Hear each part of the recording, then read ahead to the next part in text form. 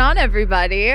We have another exciting episode of the Viall Files. As you can see, Nick has stepped out of the building and has entrusted us with the intro. So we'll see if that was a good idea or not. Joined by the one and only Susie Evans. Heyo. Mary Justin.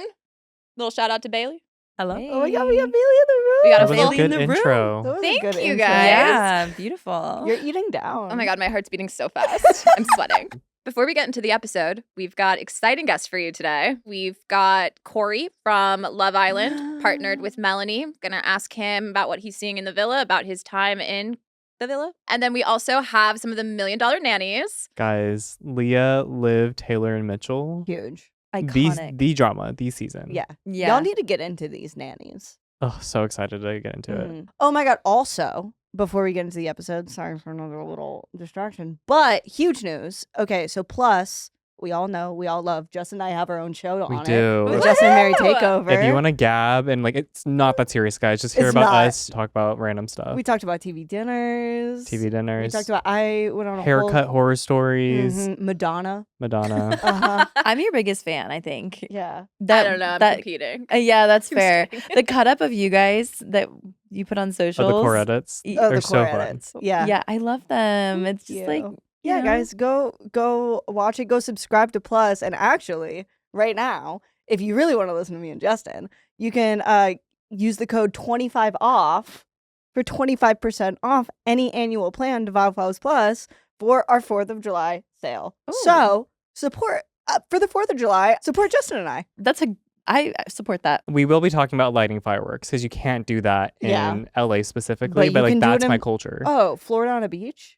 Does LA do fireworks at Yeah. all? They do, but like events. But like where I'm from, you can Okay. literally do it in your like yard. Like, yeah. you know. Yeah, you just, Virginia. I'm Virginia. familiar. Yeah. You so. know it. Ooh, do you guys have like big like fireworks stores on the highway? Oh, yeah. Yes, Yeah, but yeah. only But- during July or June. In I Palm guess. Springs. We actually have to go down We have to it the- all year round. We have to go down to North Carolina because we used to have it, but now we got to drive down to the Outer Banks, and there's like this little Mm. side of the road Hell yeah, thing. brother. All right, big dog. Let's get All right, into big dog. the rest of the show. Wait, guys, is anybody watching voicemails for Isabel? And by watching, I am gonna rewatch it the second time. Oh, it's that good. I think it was. Oh, it I was haven't so seen it good. yet. I thought it Yeah. was. I'm not gonna watch it a second time, but I loved it. I had a great time. Yeah, like I was Yeah. like, honestly, Netflix needed a really good movie hit since what was the not PS I Love You, the letters. Remember the saga that they did? Bridgerton. No. Oh, I do You love know what I'm Bridgerton. talking From all the about. boys I loved before. To all the boys I I loved before. We Oh, needed. those movies, Mhm. special place in my heart. And voicemails to Isabel. Do you know the premise, Susie? Not really, but is it bringing back yearning? Is it that vibe? Kind of. Okay, what's- it's- but it was a you've little got mix mail, of like it's Yeah. a bit. You've got mail. Oh, A bit. If this happened in real life, maybe a restraining order. But Oh, it was my Nick Robinson. favorite. But Nick Robinson, the hottest man on earth. Sorry. which we know very deeply Love as Simon. Simon from Love Simon, Right. was the main love interest for the guy opposite Zoe Deutsch. Basically, Who kills it Oh. every time. Every kills time. it. So it Love takes her. place in San Yeah. Francisco, which is like my culture, so love it. But basically, there's these two sisters that are really close since birth. Unfortunately, one of the sisters has, I think, cancer, right? Yes. Oh. And ends up passing away. And Zoe's character basically calls her sister's number. Like they would call all the time.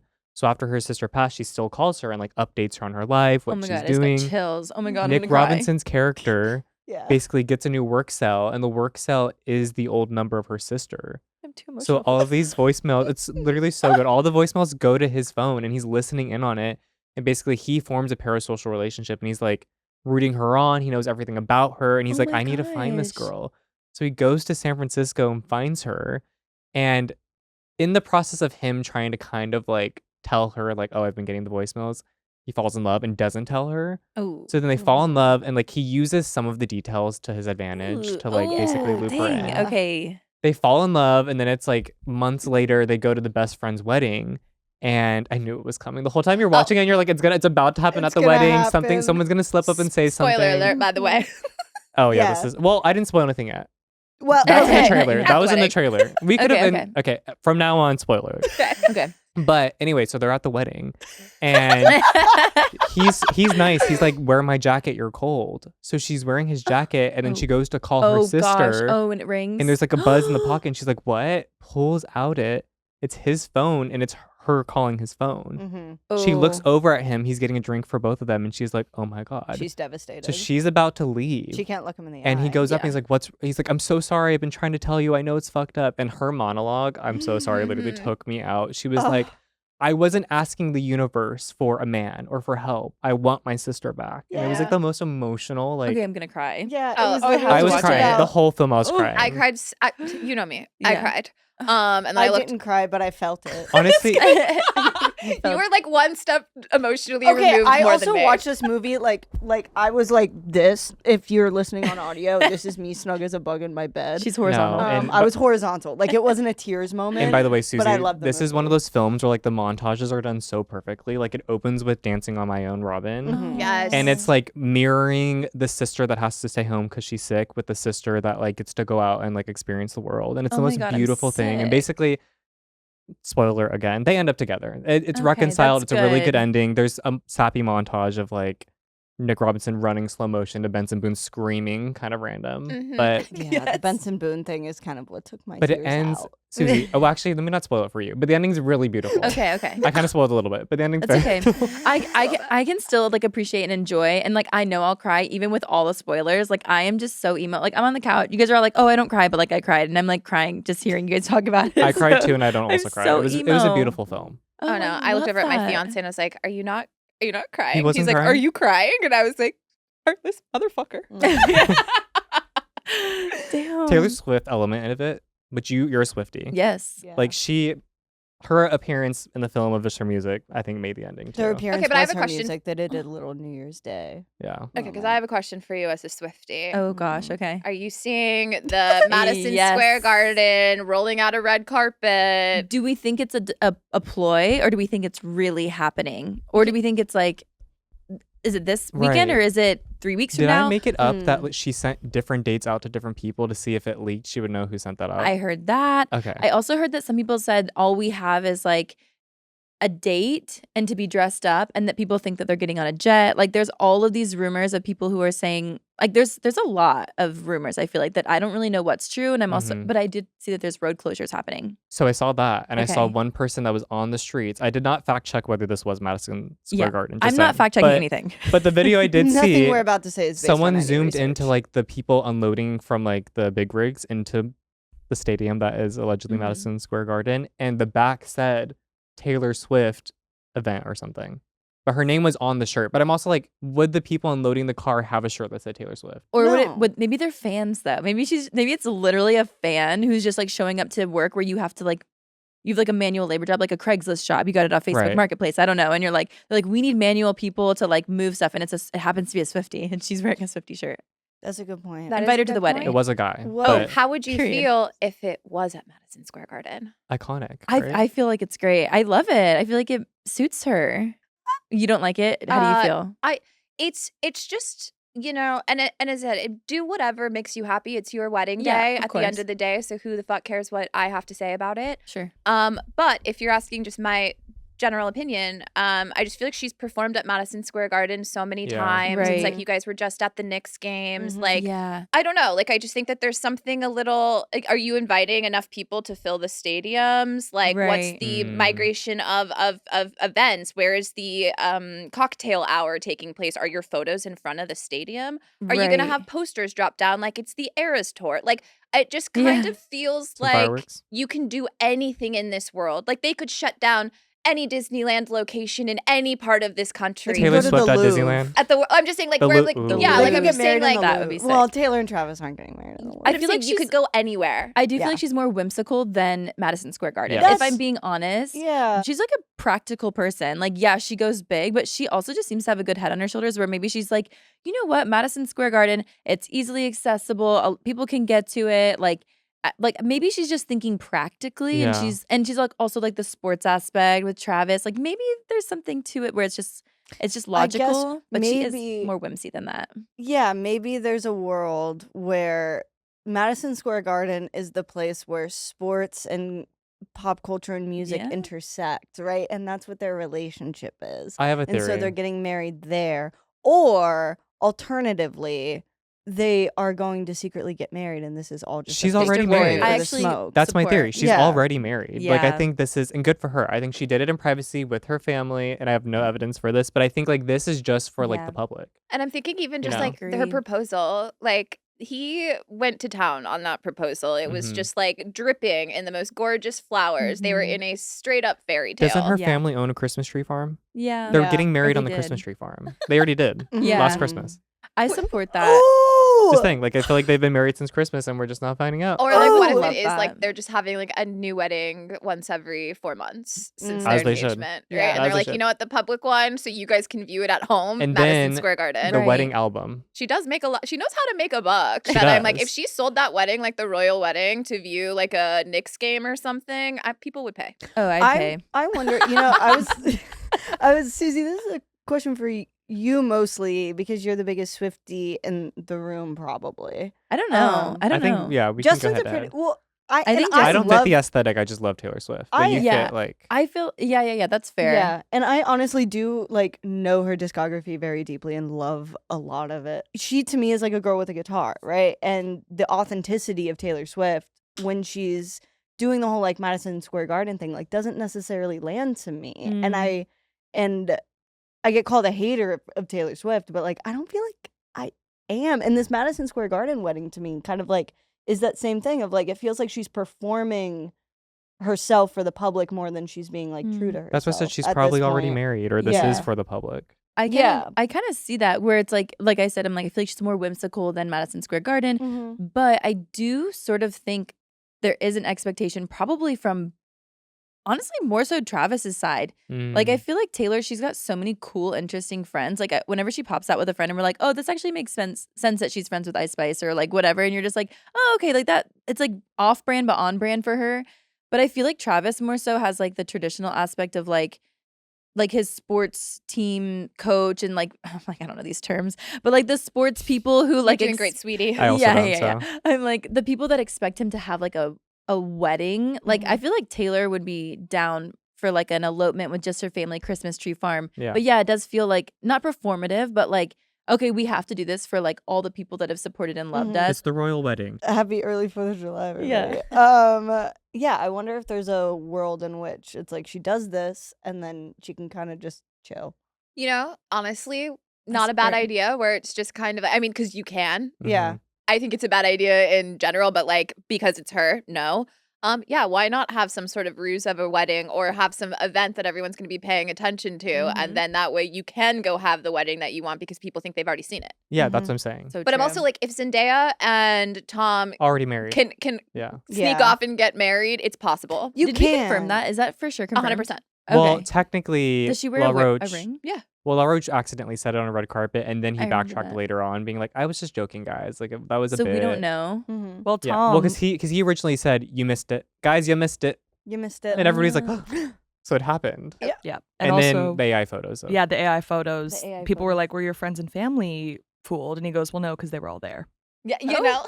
yeah. So it's like I just feel like Taylor to me is big enough that she's probably doing that, but she's gonna give Yeah. everybody a show. Yeah. I'm Yeah. like, I think probably for her fans and everybody that she knows is like waiting on bated breath to see what she's going to wear, Mhm. what the colors, all the Oh, things. I know. I do want to see what What song is she going to walk down to? Oh, I heard like there's performers. I heard Stevie Nicks and who else was it? There that was would one. make sense for Madison Square Garden.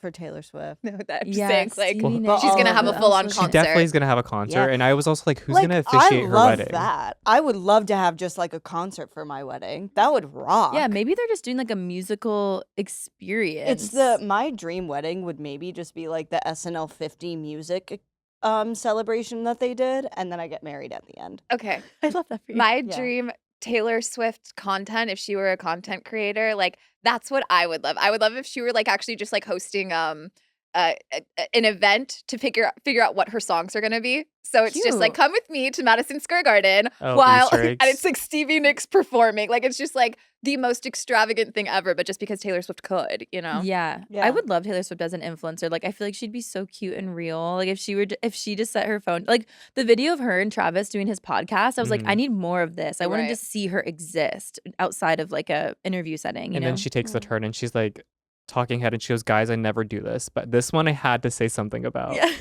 Obliterates the internet all in one. Exactly. Takes them all out. Mhm. Wow. Yeah. Switching gears, did you guys see Rula's mistress? I guess not her mistress, but Brian's mistress. Rula's mistress. I Rula's like Rula's mistress mistress. even better. Right? At this Wow. point, Give At at this this point. point, Justin obsessed. Yeah, but- Pride's over. You can't say things like that anymore. Girl. Anyway, so she's posting saying, what you're looking for isn't on my social media post, it's on my phone. I've got screenshots, videos, and audio recordings that will shock your entire nervous system. Do we think she's campaigning? She's for sure campaigning. Yeah, Because I'm like, she would have absolutely. posted them by now if like she doesn't want to hold it for the show. And I mean, there is a spot because Liz just announced she's not returning to I Love, know. Which Love is Island, so Rhode Island. Which is Love Island. But we Which would is have Love loved Island. to live Love on. Island. Oh my God, Liz, you were never a bombshell. We were never a You were bombshell. never Ariana Maddox. We were never open. They were closed off. They were closed off. Yeah. That's Yeah. good. I actually kind of support the mistress coming on, not for like having a part, but just Messy. for one, messy. Mm. One episode, let her bring her. I mean, it's not going to do anything for her, but it will bring something to us. Bring your receipts, bring the proof, lay it Mhm. out, set the record straight, and then what Rula decides from that point on, I think we'll have a clear understanding if she's really just turning a blind eye or if Yeah. she's fooled, you Mm. know? Well, because Rula and Brian, like, as far as we see from the internet, they're like happy couples, still go lucky together. Like I they were just with guess. Ashley I, like Oh, joking yeah, around. That was funny. Mhm. And then he got her a Chanel bag, which that was Okay. for show. Yeah. like, you know. But That one pisses me off more than anything. I'm Do with not you. get me a consolation prize because you cheated on me, got caught on national television, and now I too get a $45,000 Chanel bag. Yeah. Shove it. Right. you wouldn't do it too. Bottega or nothing. Oh my God. No, and by the way, I'm taking- Birkin. I'm taking you shit. cheated on me on $200,000 Birkin. national Yeah. television. Yeah, that's what I'm saying. I'm Yeah, like, Birkin. we're Birkin is starting right. off at a Birkin, Yeah. all right? We're getting Yeah. cars, diamonds, the whole thing, because clearly we're not in this for love. Yeah. Right. Yeah. At this point, and maybe that's the case. And honestly, I kind of think we need to normalize that. As effed up as it is, I'm 32, haven't figured it out yet. So maybe I do need to just marry for the Birkin. Not that I don't own a single designer bag, but I'm like, maybe I just need to marry for money and comfortability at You're this young point. enough You to like know? marry, get like without a prenup, get the divorce and the money, and still have life ahead of you. Yeah. But I don't. Yeah, that's fair. I don't want the divorce though. I just want. Okay. I want love. You'll Fuck. find that. Yeah, You'll find but it. You know what? damn. But I'm like, unfortunately, I think that's kind of the trade-off is you marry for money. You can't be upset 10 years later That's that you're in fair. a loveless marriage. Erica Yeah. Girardi. You know what I mean? Well, that's what I'm Right. saying. I'm assuming Yeah. that Rula is trying to make her marriage work because I think she's they have protecting her small marriage. kids Yeah. Mhm. and whatnot, and she wants to keep that dynamic together. But at the same time, as I said, I'm like the public humiliation, and I'm just saying if he's gonna do it once, and if he's done it multiple times, again, it's a pattern. So it's just like he might be on his best behavior for a couple of years. Once you get comfortable, Mhm. don't be surprised if he pulls the rug out from underneath you yet again. Yeah. Maybe she's just trying to wait out his age a little bit. You know what I mean? Like I don't know how old he is, but like maybe she's like 5 more years and his sex drive will Well, be they've been gone, you together know? Be enough to for- have a mistress. Yeah. They were together for a while though. And like the So- mistress or Rula? No, well, I guess both. Well, we don't know actually. but Timeline. Rula and them were together for a while. The Timeline. timeline still doesn't make Unclear. any. Joe Ellen never got the chance We to don't know really. what year they actually Yeah. married. But they okay? were Was it together for like what 2013? 11 years is what she said, almost 10. I don't know. Sure. So I'm saying, I'm like, for me, it's like the longevity means nothing in the grand scheme of things, where I'm like the disrespect, even like what we're seeing in Love Island, which is such a condensed version in such a short amount of time. It's just like the respect. You're going on a national television show during an event that you're filming, most likely getting text messages, getting caught being in the car with her while dropping your wife off and whatnot, and then denying the whole thing. It's just, I don't know. There's no substance there where I'm like, what is this worth besides the security of Yeah. and the familiarity of not being a single woman Mhm. Yeah. with Yeah. kids. No, you I'm know? sad Liz isn't returning though. Like she was, I know. I loved her. I She know. made the season for me. Justin and I literally did our first takeover that we did on Plus was us going through the Rhode Island cast members yeah. and just having a ball because they're all so amazing. They are. It's a good cast. It's so good. But Liz is a cornerstone of it. I feel like it's gonna be not. I mean, there's a lot of interesting characters, but I'm like, I feel like she's a big point of drama. She was, Yeah. And I yeah. also kind of feel like she's a bit of an anchor. You know what I mean? Yeah. Like she kind of has an individual situation with each person. Mm-hmm. Whereas like, and She's kind of the mama bear. well, that, and I was going to say the energy is so young with a lot of the Yeah. cast that it's very, chaotic, that I feel like Liz kind of brings us back to Block Island, if you will. Mhm. Yeah. So I don't know. I'm sad about it. What was her statement? Her statement was, "I'm full of gratitude for the amazing opportunity to appear on this show." Wait, should I do it in the Liz voice? Yes. Whatever you want, girly. I'm full of gratitude for the amazing That's not a good Just read it voice. normally. Just Okay. read it normal.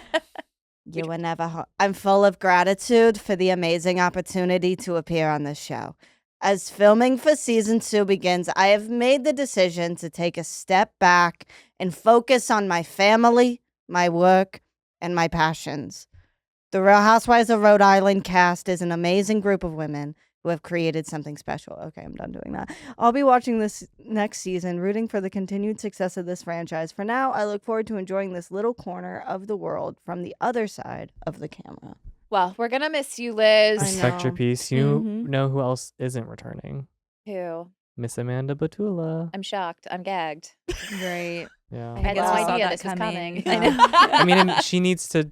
I guess we don't really know why yet, but she needs to take a break for I'm- herself, is what I think. We get Well, single Kyle in Protect her Summer peace. House. I'm also kind of like, until we get the statement that she's also not coming back to In the City, I'm like, she also has job security. So I'm like, Or maybe if- she's staying on In the City, but not somewhere else. that's what I'm saying. Yeah. Is that I'm like, yeah, if she's already has the job security of In the City, Got it. her leaving Summer House and not wanting to party random weekends, especially when Makes her so much sense. boyfriend wasn't invited back. I mean, honestly, it Mhm. would kind of be a really interesting storyline on In the City to be like, what does this girl do now? I actually do think it After will you be blow up your interesting. life, what do you do? Yeah, I'll be curious if her and Wes are still together. Whether they are or they aren't, Mm-hmm.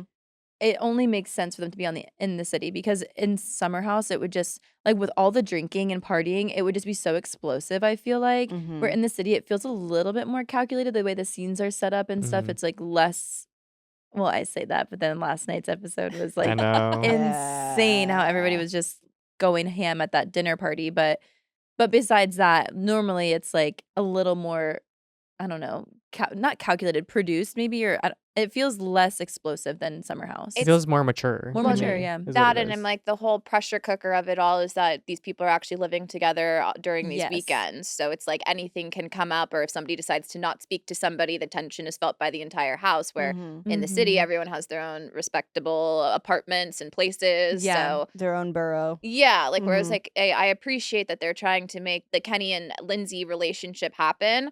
But it's like, yeah, Kenny became 10 points more interesting solely because he's sitting down with Lindsay. Mhm. I thought his dad conversation was cute. I did too. That was nice. Can we talk about the dinner though? Guys, I think Yes. this episode of In the City was one of the best episodes of television in a while.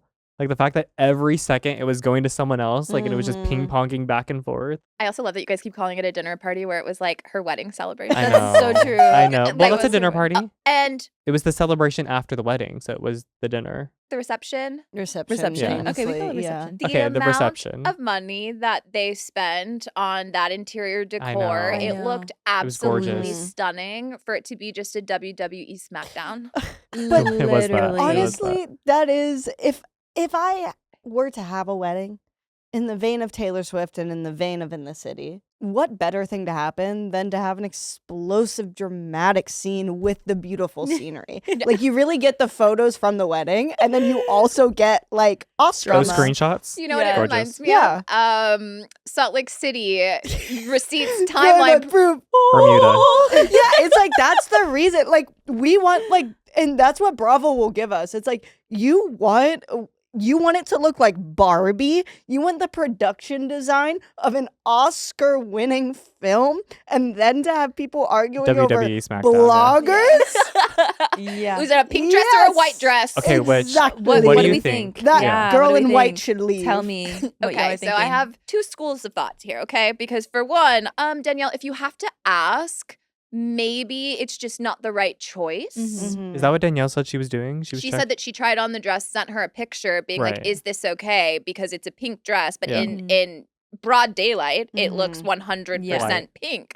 In any low Oh, light, yes. it looks 100% white. But Yeah. it's like, if you have to ask the question, then it's probably a no. But Yeah. sometimes I will say, sometimes you have to learn the lesson the hard way, because I feel like there was somebody recently that went to a wedding in a yellow dress. I think it was like a butter yellow, and it photographed white. Like, but in the daytime photos, it was fine. But at night, once the flash came on, it was like it looked like a white dress, and I was like, oh my gosh, like I was kind of shocked seeing this, and then I was like, oh, it's a butter yellow, which like you wouldn't unless you have that experience, especially like working weddings. I've never seen anybody show up to a wedding in white unless the bride like asked for it. But I'm like, sometimes you don't know how things are gonna like photograph.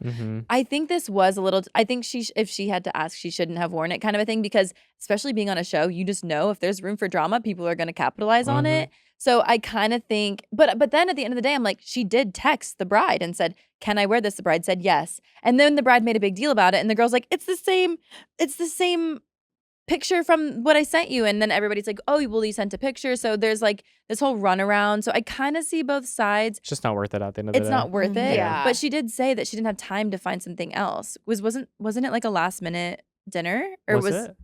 I don't know if it's so. She did say that she She didn't did have say time to that, get yeah. something else. But then also, why are you buying something for the event that might photograph white? To your True. point, Like maybe that's what I'm saying. If you have to Yeah. maybe ask, think darker colors. then or she clearly thought that less it looked pastel. white. I just love that Danielle Yeah. thought she was in the clear at that dinner table, because it started out that with was like funny. Kyle and Amanda's relationship, with Gavin being in the wrong Yeah. and Danielle defending Amanda. Mhm. And then all of a sudden Yvonne, right out of nowhere, being like, I don't think the girl that wore white to this should have blah, blah, blah. Should And have her an going, are you opinion. talking about me, bitch? Yeah. Mhm. I think that just rolled off the tongue, the bitch. Like, Yeah. and I was like, wrong time to definitely call the bride the was. bitch. Do not do that. And But she I took it really, back. she did take it back. Which I thought was so funny, because she, the way she did it, she was like, I do apologize for saying bitch. I don't apologize for the dress. I texted you. Which I was like, I kind of respect. She recognized that she shouldn't have said bitch. But then, yeah, I don't know. If she texted her, I'm kind of like, well, she cleared it. Yeah. Danielle clearly thought she was filming a scene for Summer House, and was like, "Oh shit, Honestly- wait, where am I?" Yeah, I do think exactly. Danielle ate down. She did eat down, because even like, and I think they all ate down. But when it turned on her and like Lindsay said something about her coming on the show, Oh, yeah. And And she was like, oh, there it there is. it That's what there it's it is. about. You don't want me here. the And it's look like, in her face, I was like, wow. Oh, she really thinks she just uncovered something. And I'm sorry, I called him by the wrong name last episode. Gavin, not Garvey. Where did Garvey come from? Is that a name? Honestly, just a name. I knew his name began with a G, and then it had a G sound. But I Yeah. was like, Garrett. Garvey. He was doing too much with the Amanda Kyle stuff. Well, that's what I said, where I was like, first of all, we're all just forgetting that we're at a wedding event. Okay, first of all. Yeah. But second of all, why is the person that has no partner sitting here giving marriage and relationship advice at somebody else's reception dinner? Like, it's just like, Yeah. that's how all of his scenes go. And it's so bothersome, because it's just like, he's just there to talk shit.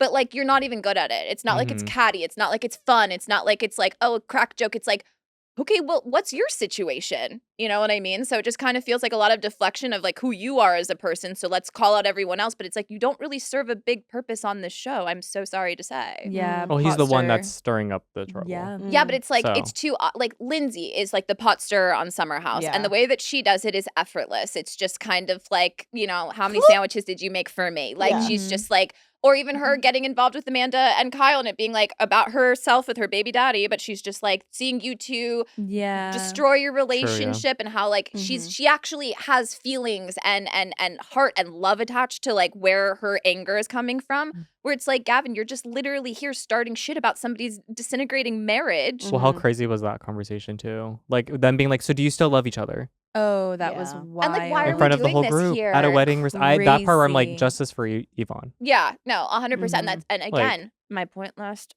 episode, I feel terrible for Yvonne. I would feel terrible for anybody who Mhm. put this much effort into celebrating their love for all of Mhm. your friends to be complete a-holes and just Yeah. yelling and screaming and acting like you're not there. Yeah, well, and then her not turning on, but her going at Lindsay, be like, and Lindsay's not defending me on my wedding, and then the Yeah. husband trying to like, come on, everybody, this is a wedding, and then actually- they get it like good, and then Amanda Yeah. being the one to pull it back in. I And I was like, know. It was actually really sad when you think about that. I'm like, if my friends, I just know they would never do that to me. Like Yeah. you Yeah. guys wouldn't do that to me. Like if we were at unless my you wanted me to, I would throw down That's Sierra. true. But Yeah. That's true. Yeah, I mean, if the cameras are off, I'll Unless give we you a needed show. it. Yeah. Yeah. Maybe they did want it, but it actually made me really sad because I was like, I cannot imagine like this is my friend group. We're celebrating my wedding, Mhm. and no matter how many times I try to bring the attention back to me, So many times. it was like uncomfortable. Like I actually would never. If people were fighting like that, I would just let them because I'd be like, wow, like this is actually crazy And that she did, and nobody noticed she walked off crying in the bathroom. So Nobody went true. after Like that's so her. sad. on her wedding day. And that's Not- what I said, where I was not like, really and the friendship. unfortunate thing, because we just love the OGs of Summer House so much, that it's like, you kind of couldn't feel bad for her at the same time, because it's not like you didn't want to see what the conversation was going to happen. I just wish it was at a different setting. Different setting. Yeah. But unfortunately, because she's a new person on the show that we're not really connected with, we don't really have a reason to celebrate your love. So we're like, all right, go on, round 2. No. Right. Amanda and Kyle, ding, ding, ding. It was Yeah. great conversation. I It was gotta so say. good. I also do think I understand Danielle's position of like her partner, where they're like digging so much into it, and she's like, ask him what his last name is, ask him Yeah. what he does for fun, ask him this, but like nobody cares about that. Yeah. Right. How do you think Yvonne would feel if she saw her wedding filmed in the city on movie night? I mean, I think she was watching it, Yeah.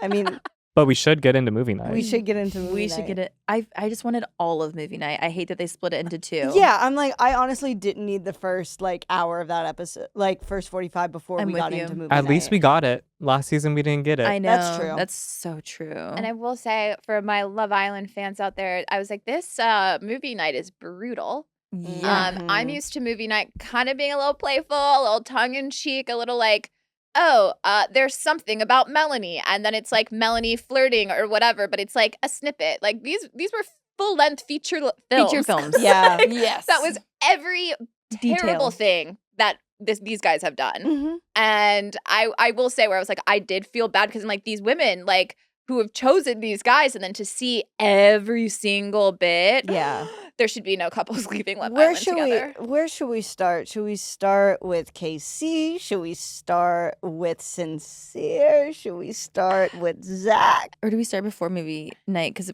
Kenzie and Gal. Gal, Yeah. the whole Gal thing. Okay, then Maybe never we mind. maybe we It was touch a- maybe we it touch was on a the good 40 episode the before brief that. 45 before we get into movie Yeah, night. yeah, yeah. So- Even though I could have done Guys- without it too. I'm with you. But Guys, that I'm was sorry. I got really wild. excited about movie night No, and me kind of too. forgot that Kenzie like started some shit before that. Okay. Yeah. Kenzie, the It's- girl's girl. People have been really hating on her all season, and I've really like tried to not give in, but I'm kind of giving in at this point. I just think I've been friends with girls who, one, they love, even if it's not my man, they love the attention of a man who's with somebody else. Mhm. And I just think that is such a like a cardinal sin of womanhood, where I'm just Yes. like, you don't need to prove your value by proving to yourself that you can have a guy that's preoccupied with another woman. Yeah. I can't stand it. I think it's just such a like insecure thing, and it never reads as insecure from the outside because those girls present as like really hot and like very like sexual Yes. because they like know how to tap into that. But deep down, they're like doing this to men who are in relationships or interest or like, you know, pursuing another woman. And I'm like, wow, that is just such a shitty thing to do, especially to your friend on the island in the Mhm. villa. So I don't know. I've been trying to like be open minded with Kenzie, but this is really like it's turned a corner for me. Yeah. And like I kind of have an issue, obviously, with like Love Island sometimes, where it's just like, and I get it though. I'm like, a day in Love Island is a week is a month. So I'm just like, yes, you guys are best friends. But I'm also kind of like, you saw how hard Jen's time in this villa Yeah. has been as well. Mhm. So to go for the one guy that she has a connection with, that's bothersome. But then to not be the one to be like, hey, I know that you have a connection with him. I know things are kind of rocky, but we also have a connection. Like, same thing with Kenzie and Melanie. Yeah. Like, where it's Yeah. just Oh like, yeah. can I get a respectful question if it's okay to talk to them? Right. Because I don't want to hurt your feelings. I don't want to step on toes. I don't want to make Mhm. it seem like I'm trying to do something shady. And then for her to find out from someone else and to then sit you down, and then you're sitting here playing the victim or playing like, oh, you're hurting my feelings because she said if this wasn't Love Island, I wouldn't trust you at all. Which Mm. Jen ate down. I didn't honestly, I was bored by Jen. After this episode, I'm like, I ride for Jen. I love that Yeah. girl. That's why I said it was like sometimes it's a straight character in a house full of crazy zany personalities. Mhm. They unfortunately get written off as boring or not entertaining or like, why are you on the show? But I'm just like, no, 'Cause it's they're because leveled. they have a moral Yeah. high A moral ground. They have a compass, yeah. compass. They Jen just seems like a normal girl. You know what and I she's mean? like, what the fuck are you doing? yeah. Does Kenzie's whole thing with Gaul, like, I don't know. It's like Dylan. I think she doesn't like Dylan because Dylan likes her. Yes. And that's like, I think that's what it is. I don't think she, in her two guy thing, I think it's always just because like one of the guys likes her.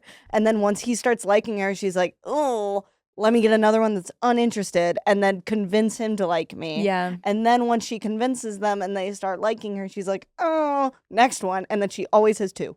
In the words of Hannah Montana, she wants the best of both worlds. Yeah. Okay. She literally is like, kind of look like Hannah Montana. If you want to know someone, Diva, you got to deal with the trouble of being known. Like, snaps for that. But that's what I said. I think Gal looks like a guy that's gonna, she said is her type, but also looks like he's gonna ruin your entire life. Yeah. Already starting to with Jen. Yep. And then Dylan is the quintessential hot, nice guy that you've seen this trope so many times in scripted shows where it's just like the guy that makes you feel excited and butterflies because like he doesn't like you and disrespects you. And then it's like the guy that builds you up after the fact and makes you feel good a one-on-one, but you're like, oh my God, he's so sweet, but like I'm not ready for that yet. He's too easy. Exactly. Yeah. But I will say I too was very shocked by Dylan's reaction The about crying? the makeout. Me that too. was a bit. I would have also maybe gotten the ick a little bit. As someone who also maybe has the tendency occasionally when somebody likes me to be disgusted by that, I get it. Actually, Like same. Kenzie, I'm not saying I'm better than you, girl. I like. You're like, saying you are her. Realize. Yeah. Okay, but wait, doesn't that say something about Kenzie though? Because she fully stirs up all this shit. He cries, and then she goes to him and is like, "Yeah, me too.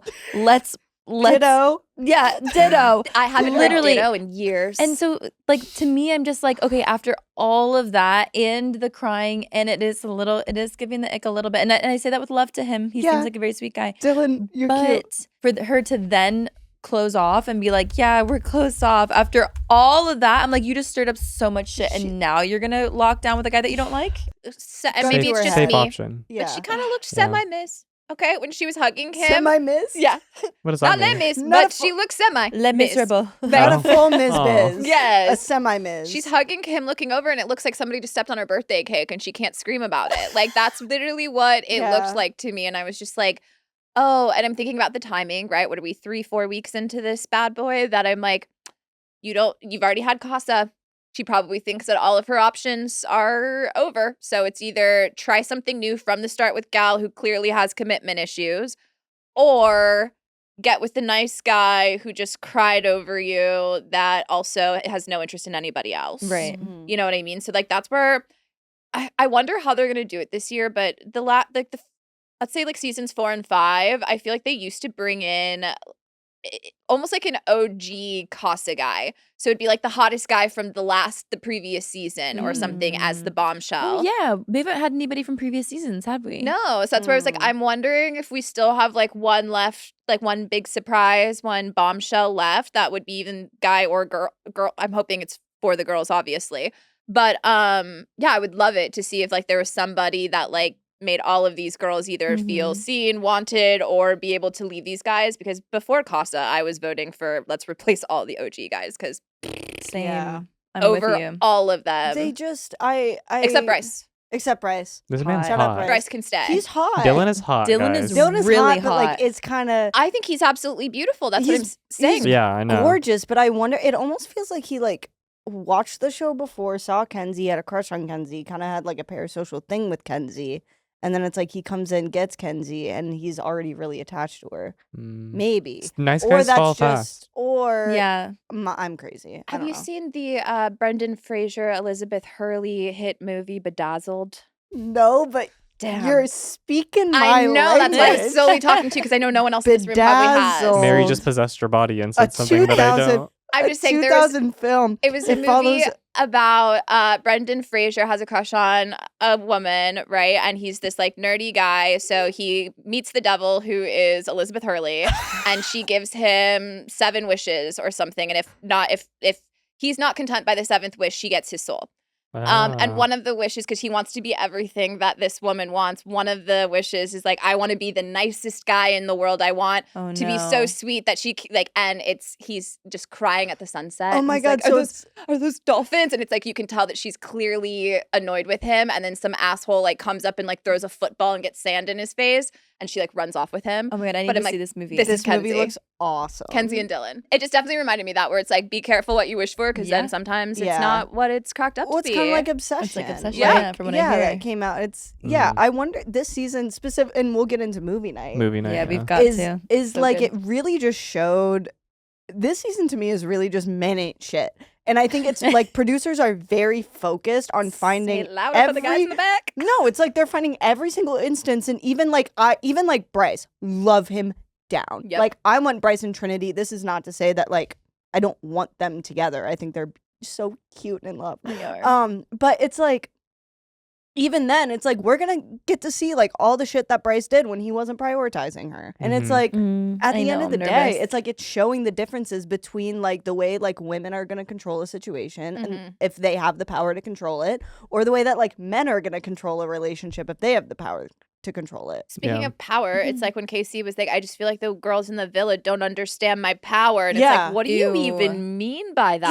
Ew. that was so icky. So I said, it was like Casey watching his clips back. It felt like to me, it was like his own revisionist history being challenged and he couldn't handle it. Yeah. Like it was like, no, I didn't do that. That's not me. And it's like, bro, They didn't show the good stuff I said. yeah, there was some good stuff in there. I'm sorry. Yeah. Where? That is my biggest pet peeve Mm-hmm. is when like people say shit like that. I've been like, oh well, it's like they only use the bad stuff. It's like you're only remembering the bad stuff that I said to you, and it's like, well, yeah, because you can say a million nice things to someone, Yeah. and then you say something that's so shitty to them, and you're gonna fuck up your relationship with It them. cancels out. It yeah. cancels out. 100%. Like, sorry. Yeah, like let's not act like being kind and saying nice things about people is a goalpost. Yeah. It's a bare Yeah. minimum. Right. You know what I mean? So Just being the fact decent. that you're going out of your way to talk shit about her to your friends, calling her grandma, complaining about your entitlement to sex and all these things that she's not giving you, and him not understanding what the girls were saying by like, you went the easy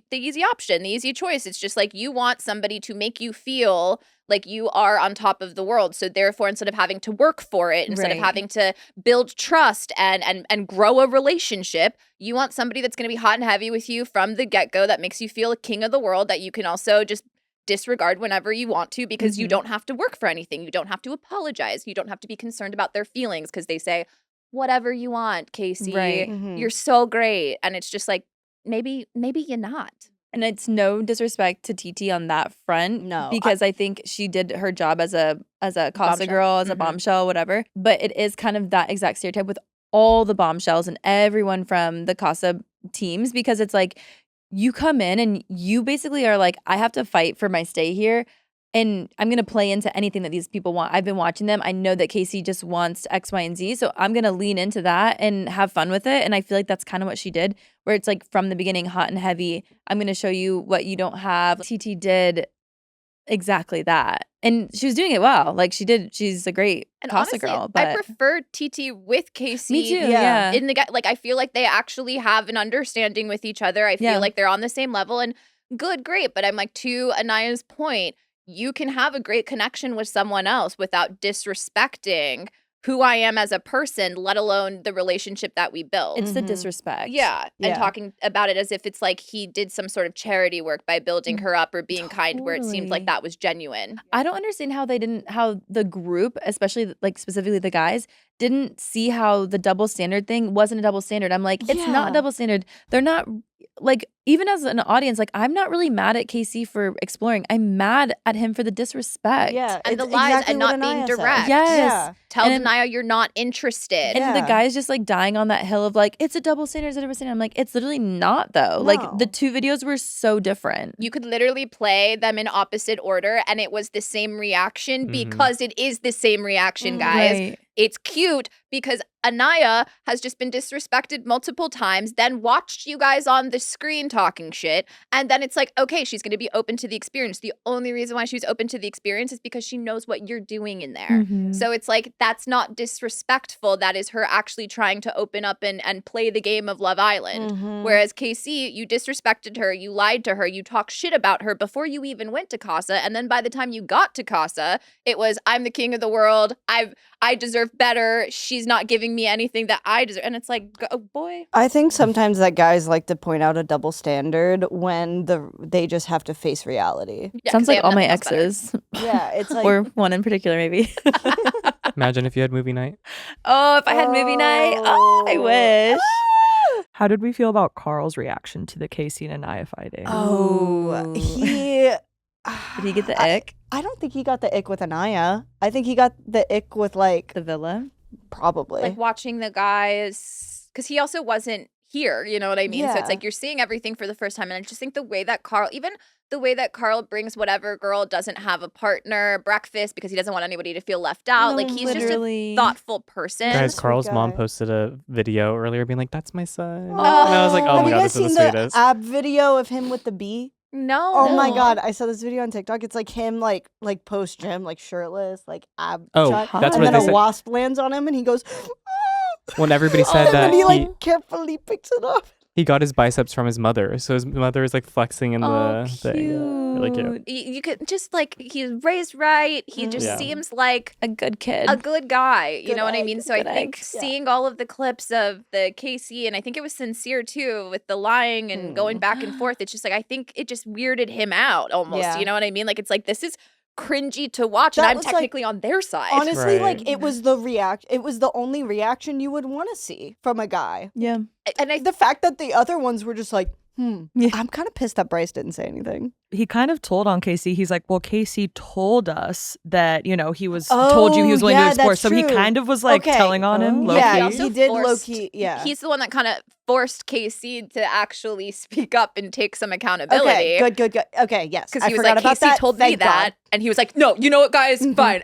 It's me. Yes. Don't direct your anger at them. It's me. And it's like, oh my God, what a martyr. Yeah. Right. Bryce, you have made it through. You're still safe. Still in the clear. Still And in the even then clear. Trinity came for him too and was like, why didn't you say so? You know what I mean? Yeah. I was like, good. Trinity, stay on his neck. And I Yeah. actually appreciated TT2 standing up with the guys too, because they're all acting like, oh, we didn't know, we had no idea. And she's like, no, you each pulled me aside Yeah. for a one-on-one and told me you've never seen him Yeah. smile so Yeah. big. You've never seen her happier. And we witnessed that. So it's just, again, these guys where I'm like the lying, the manipulation, the revisionist history. And speaking of revisionist history, Zach, I was gonna say people Yeah. aren't liking. unless this was, to Nick's point, sometimes producer Yeah. manipulation of Mhm. him not telling Kayda about Alana going home, I'm just kind of like, why wouldn't you do that? No, I think Yeah. even if it was, unless producers said you cannot tell her, if they said to him like maybe just like kind of if they kind of give advice, if I'm him when we're going to bed at night and like cameras are like off and like the mics are off even though they have the bed mics, I'm telling her and being like, hey, just so you know, like I wouldn't have picked her anyways, but like she left. I'm sorry, but I'm telling my person because it's more about the illusion and the appearance, like the surface level. Like you have to understand in a relationship, like if you bump into somebody that you're like not like your ex or whatever, it's better to disclose that to your current partner and just be like, hey, just so you know, like I ran into this person while I was out. God forbid. And it's like, not that you did anything wrong, but it's just good to disclose. It's like proactive transparency. And that builds so much trust in a relationship. And I feel like him not disclosing that, it just left room for this to do exactly what it did, disrupt their whole relationship. Like, why is this the first time I'm hearing about it? Girl, we've been wondering the same thing. We thought maybe you knew. I was going through the entire episode being like, okay, he's going to tell her. Right. Oh, no, he's not. Oh, he didn't. And then it's like movie night when she like, I love that it wasn't even somebody saying something, because I thought maybe one of Yeah. the Casa girls would like pull her I'm aside and say shocked. something. Yeah. Then when it was her just doing process of elimination, Uh-huh. being like, Where's the Alana? angel at the fire pit? Oh, she went home. She left early. To watch Kayda process all of that in real time. Yeah. I wrote in my phone, I Mhm. said, Kayda, leave this man. Trinity and Bryce are winning anyway, but she needs to thrive on the outside world. Yeah. Would love a new bombshell, but we're too late in the game. Do we think he would have picked her anyway, but this just speaks a little bit to his immaturity? Yes. Exactly. Yes. I don't think he was bringing her back anyways, but yeah, I think it really does just like speak to his immaturity of like not protecting her. Yeah. I genuinely do. Like, I do think that Zach would have picked Kayda, but I'm just saying that the only reason why I think that is just based off of the limited amount of time that we got to see Zach and Alana together. That's because true I'm too. also kind of like, think about it, that he had, I think, 2 days in Casa Mhm. without her. Yeah. So I'm just like, if we had those 2 days to grow a relationship, what other footage would have been in there? What other intimate That's so true. conversations? So that's where I'm like, I don't think We I'm not wouldn't know. Mhm. Yeah, we don't. Exactly. Yeah, that's actually so true. Like, we're basing it off of the very little screen time we did get of them.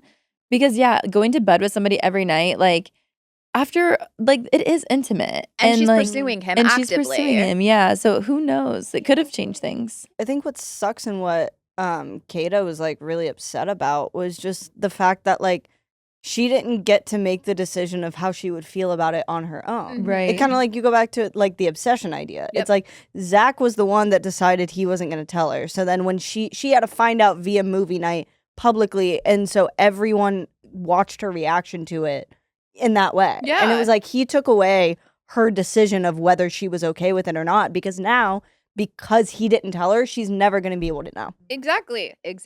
And it's also like the relationship with Alana, we just don't have any idea what could have transpired if they had more time. So it's Yeah. just like, to her point, why wouldn't you tell me? That's freaking weird. It's man. weird. Like, What about Sincere? okay, and that's what I was gonna say too. I kind of feel like Insincere. Zach with Alana, I think we would have had the same type of video that we saw with Sincere Mm. and Amora. Mhm. Mhm. because I'm just kind of like, I think Zach would have taken it just as far as Sincere, where it's like, Sincere, I genuinely didn't know. You Yeah. genuinely didn't know, because he's literally telling any woman whatever they want to, what he Yeah. thinks they want to hear. Yeah. So it's just like, and even when he chose to go home to the villa solo, remember he went up to her and was like, if we had more time, like it really was a hard decision. Like who knows what could have happened. And it's like, well, she's here now. Right, exactly. Big dog. Big Big dog. dog. Big dog Big was dog. wild. Big dog Big was dog! wild. Big All right, big dog. dog. Twice, 2 times in a matter of like 10 seconds. I was like, God. oh, he is No. really, really friend zoning her. But it No. was Big disrespectful. dog. Like, I respect the friend zone. The big dog was disrespectful. if someone It's a wild thing to say. It's a Yeah. wild thing to say. Someone that you were making out with. if someone a that day I'm, ago? yeah, making out with, biting my bottom lip, biting his bottom lip, that didn't she strike blood, or was that somebody else? it is kind of crazy. Like if you bite someone's lip and then They call you big dog. And although maybe it could work for me.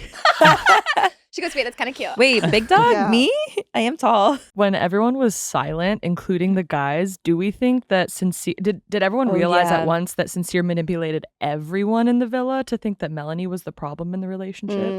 I think yeah. there's Absolutely. some like a very good point to that, because yeah, I feel like even the guys were like, oh, this is bad. And nobody really knew. But yeah, he's so good at manipulating everyone to their face that maybe seeing this back, everyone's kind of like, oh shit, he's been messing with all of us Yeah. and like really had us all under his spell. yeah. Trinity was kind of saying that too, because remember under her breath, she was like, and they all were defending him, Mhm. getting on her back. You're not crazy. And it's Mhm. true, because it's just like, again, it's interesting to me, the dynamics of like when a woman is emotional, she's unstable, she's crazy, she's whatever. We watch these men, we watch Casey pop up like where it's like, what are you screaming at a bunch Yeah. of girls? You got to stand up for it. You need a megaphone and a platform. But he's not crazy. He's not overly emotional. You know what I mean? So it's just Yeah. kind of annoying that I'm like, okay, you disrespect Melanie. You're lying to her face, and she has the suspicion about it, but she hasn't actually seen it with her own eyes. And you're telling her, no, I choose you. Mhm. That I'm like, and she gets painted like the crazy person Yeah. because she had an emotional reaction to getting her feelings hurt. And I just think it's so annoying where these guys are like, oh, double standard this, or like Sincere not being able to say a word. I'm actually surprised he sat through the entire movie, to be completely honest, because I would be so humiliated. But it's just like, even then, he has nothing to say for himself, because it's like every move that you have pulled in this villa was just, and Casa, was exposed. You Right. say one thing to Sol, the way that he's like, they were putting it together was that this was the so same good. day. Mhm. It I'm was not- so good. I don't want to make out with her. I don't want to kiss her. I don't want to be with anybody else. Now I'm going to pull her into soul ties and stay there till sunset. Yeah. That was a new added piece of information that I was just like, I too would look like a crazy person walking around. Being like, I'm going to go up there. Yeah. I'm going to interrupt. Beloved, the double beloved. The double beloved. The editors did their big one with that. Oh, Yeah, they to were watch waiting. them beloved. Yeah. Big dog, Big beloved. dog, beloved. Oh my god. I'm gonna, yeah, Big Dog is great. Like that was just that was kind of like an iconic moment of like friend zoning Big dog, Big Dog. big dog. Do we think Sincere can rebuild the trust after being caught like this? Or has he already been called out? Would he need to have told the truth by himself Sincere? voluntarily? Yeah. Yeah, no, I think honestly at this point, it's done. I think it should be done. I think Mary and I called it last episode that it was Movie good. night. Do you think Melanie's gonna walk away? Yeah. I don't. I honestly, I mean, I hope so. I hope so, because I'm like, first of all, if everybody in the villa doesn't know that Bryce and Trinity are winning this, That's true. good luck. Go with God, because you get nothing Yeah. as a second, third, fourth contender. Yeah. Honestly, I hope Melanie, I don't know Melanie's sexuality. I have no clue. But like, even if just as a friend, couple up with a girly. Like, you can. Nothing's stopping you. It's happened before. It's happened before. Watching yourself be disrespected over the entirety of your time in the villa, which is exactly what that movie showed. And the idea that this man gets a pass because he's like, but I chose you. Crazy. Oh, so all of the other shit you did behind my back doesn't count now because you chose me. We were closed off, or even if we weren't closed off, you were moving in a way that said to multiple other women, there's a shot, there's a chance. So I'm just kind of like, I just don't see a world in which you can also say all these things to Aniya about KC and then not take that for yourself as well. That I was like, this man is going to do it again. He's done it before. He's lied straight to your face. And you see how easy it is for him. I think that's what would terrify me the most with being coupled up with Sincere is the fact that your name is Sincere. You're anything but. And it's like, you will literally look me in the face, stare into my soul, and tell me that I have placed the moon in the sky to then go make out with somebody behind my back. Just to watch how crushed Melanie was. Like, you can't take him her back. face. Oh, She's her so face. cute. That made me cry. Like, to watch her just be absolutely broken by that. I was just like, I think it frustrated me, to be honest, because I think I've been in a similar situation where you're giving so many chances and you're like wanting to see the best in somebody. And I'm sitting there as like the audience and I'm like wanting to yell at my screen, like, girl, stand up right now. Like, she was just sitting back like so meek and so like sad, and which like isn't, and we've seen that. And, I like, know. we've seen the other side of her. We've seen like Yeah, her but bubbly that's self a different and- type of broken though. It Because is. that's where I was like, anytime you're in a fight, right? Where it's like if people are still willing to scream and yell, it's like you're still they're still passionate. fighting There's for the something- relationship. When you shut down. When Yeah. you get silent, like that's a different type of crushed. You know what I mean? Which I would say, I would like, if I saw that, I would think, okay, she's gonna like, this is finally gonna change. But then we see the flash forward to next episode and she's like yelling at Sincere. So I think that it flip-flops back where I'm just like at this point with her where like I literally love her. I think she's the cutest little thing. Like, her faces are just like, I'm like, I just adore you. You're so precious. But like, stand up and walk away from this man, even if it means you go home, because you just like don't deserve Because this. it's like, you're still winning. Like, you're like, literally winning if like you walk away winning from Love Sincere. Island isn't about winning Love Island. It's Exactly. about like being a girl and making the right decision for yourself. The boys 1000%. are like collateral damage. Yeah, and I was like, even then, think about Corey. Like, all she had to say was, "This is my dream date," and he made it happen in a day. I So it's just know. like how easy it could be when somebody reciprocates and puts in that effort versus somebody who literally doesn't have to try at all and is just going to smooth talk his way back into your heart. Close it. Walls up. Well, speaking of Corey, Is it time to get to Corey? yeah. I'm excited. Let's get into it. Hi, Corey. Welcome to the Viall Files. We're so excited to have you. I'm so excited to be here. Thank you guys for having me. Of course. How are you feeling? Feeling good. So overwhelmed with so much joy and emotion, and just excited to be here and talk to you guys, and just excited to see what life will look like after my time on the show. We love it. Well, you got to give us the scoop. We have so many questions. Where do we want to start? Where do we want to hop in? I feel like Casa. Or previous season, you are the cousin of Daniela. Is that right? Another Casa girly or a bombshell? She was season 6. Yeah, she was Casa more girl. Okay. And did she give you advice going Yeah. into Love Island? 100%. She was with me throughout the entire process. She's actually the one that like got me to apply for the show. I actually had applied for season 7 super late because I knew somebody in the original cast of that season, and she was like, "How do you know this person?" And so she's like, "They would love that. You should definitely apply." And I did. I obviously didn't get casted for it, and then got reached out to for season 8 and went through the whole process. And she was with me every step of the way. Wow. Oh, okay then. And how did it feel having your debut coming in as a Casa boy, one of 12? Yeah, it was so surreal. When they told me that I was going in as Casa, it was like it's a full circle moment knowing that my cousin was also Casa. And it was just so much excitement and gratitude for being able to go on to the show and be able to have the opportunity to show the world who I am. And it was a crazy moment.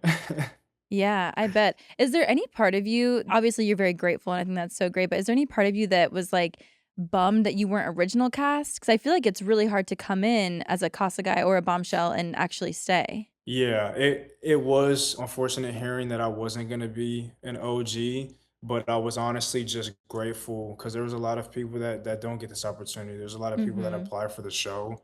And so yeah, I mean it was unfortunate, but it is what it is. I felt like the time that I had on there, I did what I needed to do in terms of showing the world who I am, representing me and my family well. I mean, I think you made such an impact in Yeah. your time there. Did you have any strategy going into Casa trying to get into a relationship with one of the women? I was definitely going in there just trying to see what it's like because I know being a viewer for the past 2 seasons and having Daniela tell me what it's like inside the villa is two totally different worlds.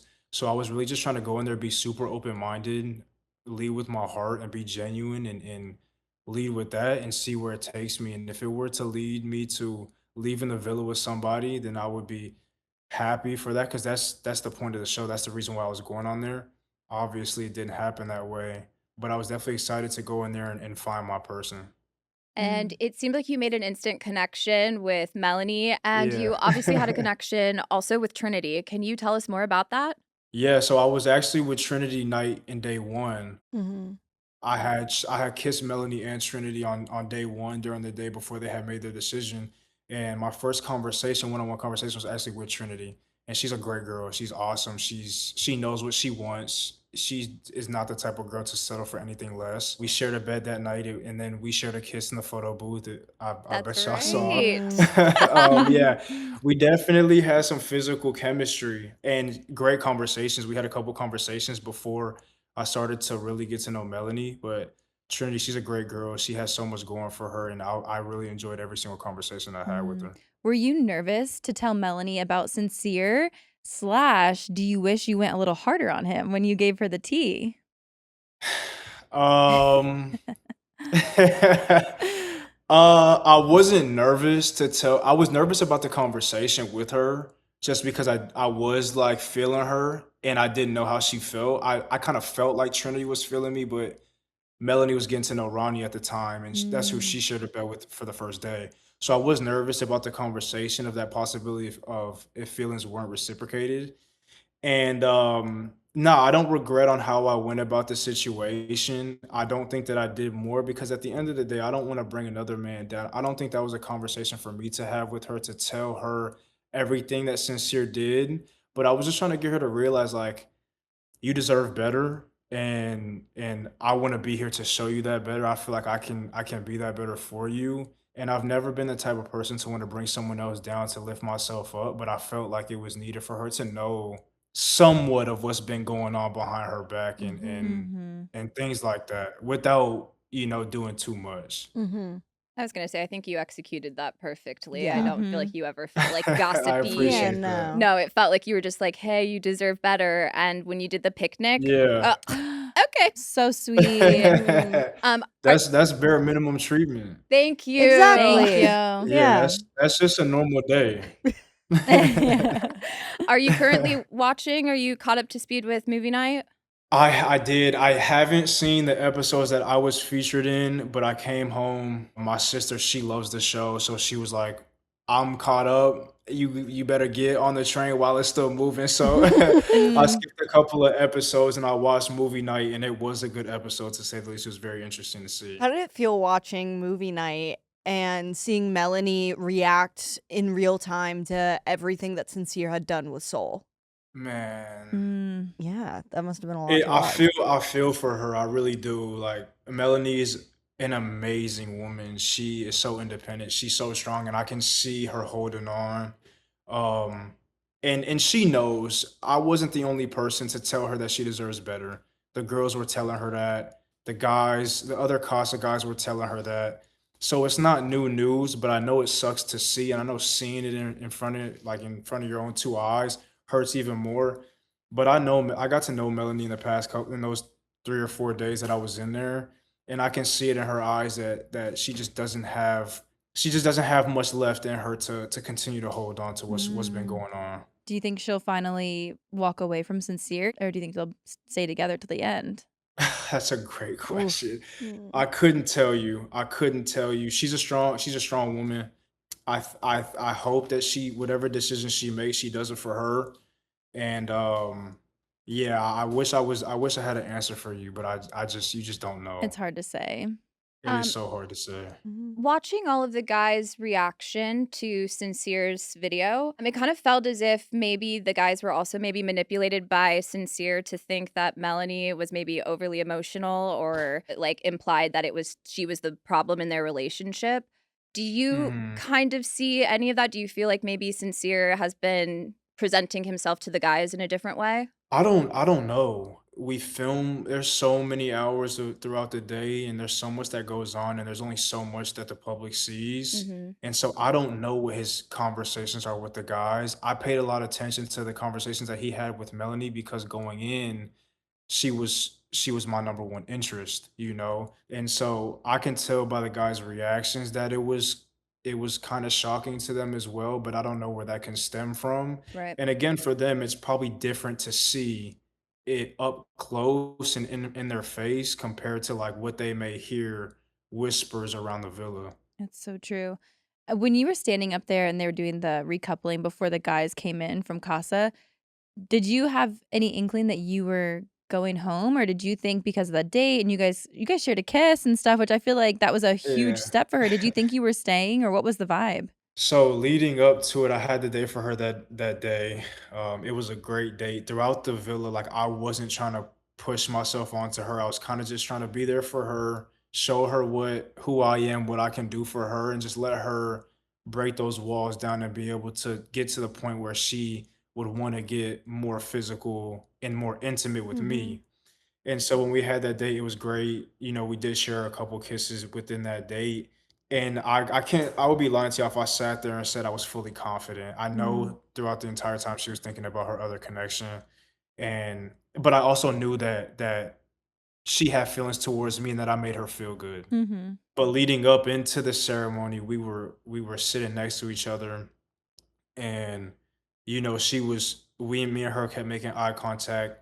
She was giving me good signs and a little bit of I maybe have been looking into it, but a little bit of reassurance. Mm. Like touching my hand and like touching my Aw. arm a little bit and I just think that's who she is. I think that we had finally got to that point to where we can kind of like be a little bit more touchy feely, and that's kind of what went down before the fire pit situation. And so at that moment, I felt a little bit more confident that I did leading up to it, just because of the eye contact, a little bit of touch, and a little bit of reassurance. And then she made her decision, and we know how that went. Aw. Mhm. Well, if Yeah. this goes the way that I'm hoping it does, Yeah. if post Villa she came out, is the door still open if she wanted to reach out? Yeah, yeah, I definitely I said on an episode that there was unfinished business. I think that she owes me a conversation as well as I owe her a conversation as well, just to see where her head is at, where my head is at. I would definitely love to have a conversation with her. She's amazing, and I genuinely did feel a connection with her that I would be open to explore. But I'm just not someone that like once you realize you messed up, you can run to. I have boundaries, I have morals as a man, and Mm. I'll have my girls will be up for sure, but I still stand on I think she's amazing. I would love to have another conversation with her and just kind of see how it goes. Very nice, and I love Mhm. to hear it. I'm gonna flip the script a little bit. Watching Let's do it. everything go down on movie night with Casey and Aniya, what was your reaction to watching Mm. everything play out? Watching everything, seeing everything, his, I don't know, Yeah. lack of explanation? Yeah, that was a lot as well. I've had so many conversations with Aniya in my time in there. She was helping me navigate my journey with Melanie. I Mm. was helping her navigate her journey with Casey and Carl. Before coming in, I told Aniya like I genuinely do love what you and Casey have built, but Carl's a great guy. And I think that you should bring him back. Aw. And I was pretty much just telling her as well as I told Melanie, the decision doesn't have to be Corey or Sincere, Carl or KC. It's, do y'all think that y'all can give us me and Carl more time to come in Mm-hmm. and show y'all if we can possibly be better for y'all than y'all's Mhm. previous connection. Yeah. So seeing that she's such a nice girl, and Aniya is such a nice girl, and you can see that she just cares for everybody else. Yeah. And me seeing that coming into the villa, I just wanted to be the ones to be there for her. So I feel like Mhm. from what we see is she's always hearing someone else's issue, and she's always giving out someone else advice. And again, you don't know what you see in the 24 to 36 hours. You only see an hour out of those days. But I wanted to go into the villa and say, hey, Aniya, like, I'm here for you. If you just want to talk, if you just want to cry, whoever you're talking Aw. about, let me be that person. I just want to be that person for you. And it was hard to see. It was hard to see her visibly upset. I think that situation needed more communication, but I know it's hard for her to see, and I know the type of girl she is, and I know it hurt her. Yeah. I'm curious. I don't know if you guys get to talk at all, the Casa guys, but obviously Carl got brought back by America because I think everyone is just rooting so hard for Aniya. Did you get any scoop, even if it was just walking from the villa to the cars? Like, how was Carl feeling, and like, what do you want to see from him moving forward now that he's back in the villa? There wasn't really much conversation after us getting dumped. We went in and had a conversation. That's when we were informed that someone was going to go back in. Okay. And when that was said to us, everybody kind of looked at me in that moment, and everybody Dang. assumed that it was going to be me, because even Carl, like everybody in the villa, they didn't just see me and Melanie's connection; they felt it. Yeah. Mhm. Trinity included. Like me and Trinity had a conversation, and she felt it. She saw it in our temperatures rising challenge, and so everybody just assumed that I was going to be the one to go back in, because we saw how Melanie handled the situation with Sincere, and everybody was kind of surprised on her decision. And so I was the only person that was like, Carl, you actually also might go in, because you were in the same boat as well as Aniya is now single. Mm-hmm. But we didn't get to have a conversation just because we didn't know who was going in at that time. But what I was hoping was, I just wanted Carl to go back in there and kind of go about it the way I would, like have that conversation, but like realize that you weren't chosen. You get what I'm saying? And so don't go back in there and forget everything that happened. Now, I love that he's exploring Aniya. I love that they're being able to rekindle things and figure it out. But go in there with a little bit of your morals and your values, and say, hey, I'm not no one's second option, and stand up for yourself, because he's such a nice guy. Yeah. He's such a great guy, and he deserves the world. And I hope that Aniya can give that to him. I love that. You seem to have a good head on your shoulders with all these, Yeah. like, having these strong morals and these Yeah. values. I love to see it. Melanie really owes you that conversation. I know. Yeah. We wish you could have had more time in there. You were so great. Uh-huh. Me too. Me too. I appreciate that. It means a lot. We have a couple rapid fire questions to ask you real quick. Let's do it. Okay. Biggest game player, girl and guy? Oh, fuck. Biggest game player. Damn, that's a good one. I gotta think about it. Y'all said this was rapid, but I gotta know. really sit and think about We're it. messy about over it. here. Fuck. I would probably say, and I love her. She's such a good girl. She really is. But Give just it based to on her us. track record, I would say Kenzie. Yeah. Yeah, she is great, and I think she's exploring, but like it doesn't It's not look great reading when well. you've. Yeah, it's not. Yeah, Yeah. yeah. Don't hate the player, Yeah. hate the And game. guy, I mean, we saw movie night. Y'all know what I'm gonna say. Like, I don't feel like I gotta say. Y'all, everybody knows what the deal is with that situation. Okay. Absolutely. Your favorite couple? My favorite couple, Trinity and Bryce. Of course. Any hot takes? Yeah, cooking breakfast is fun. Oh, that's a good one. Yeah. Like, we had so much fun cooking breakfast and bring it up to him, and like how happy it makes the girls when you bring it to them is like a highlight of your day. It's like it's such a main conversation in the villa, and it's such like a stamp in the villa. And so yeah, making breakfast is fun. It's not a chore. It's a privilege. Oh, that is the Aw. cutest answer. Wow. Okay. And who do you think's winning? Honestly, I would love to see Carl and Aniya. Oh. Okay. And Yeah. then my last question, which relationship has the best chance outside the villa? That's a good one too. Wow. I would also say Carl and Aniya. Okay. Oh, Well, thank you Good. so much, Corey, for Thank taking time you. out of your day to talk to us. No, it's Mhm. it's a privilege to be able to conversate with y'all, and thank you guys for having me and y'all's time. It's been Absolutely. an Thank absolute you. pleasure. When I found out, I was so excited and I was looking forward to it. I was like, this is great. I was like, Oh, this is just wild. That's I so appreciate you guys. cool. We Of course, appreciate we appreciate you. you. Thank you so much. Big fans. Yes. Mhm. Thank Have a you good day. guys. You guys take Bye. care. You as well. Thank Bye-bye. you. Oh my God, Corey. The cutest What? human being of all time. I'm literally obsessed. I wish we had more screen time from him. Yeah. If we get another vote to send someone back, ladies, gentlemen, we have to lock in. Yeah, let's bring Corey back. And Melanie, girl, when you get out of the villa, Slide in the DMs. hey, But respectfully, because he's not anyone's second choice. he is so not anyone's second you're gonna have to choice. earn that back Yeah. and like be just really, Yeah. It and- sounds like it's understanding. worth it because he understands what bare minimum means. Yeah. And the way that he was just like, yeah, bare minimum. And the breakfast line, it's a privilege. I'm like, oh my gosh. Like, Unprompted, by the way. yeah. I've never heard a man say what a privilege it was to make breakfast for his chosen one. It's And, like, yeah, that is how you should talk about the woman you love. like, and he's just so grateful. You can tell so many good things are gonna come to this person because anyone with that much gratitude in their heart, I'm like, good things are coming your way. He deserves it. Exactly. All right. Ugh, that was awesome.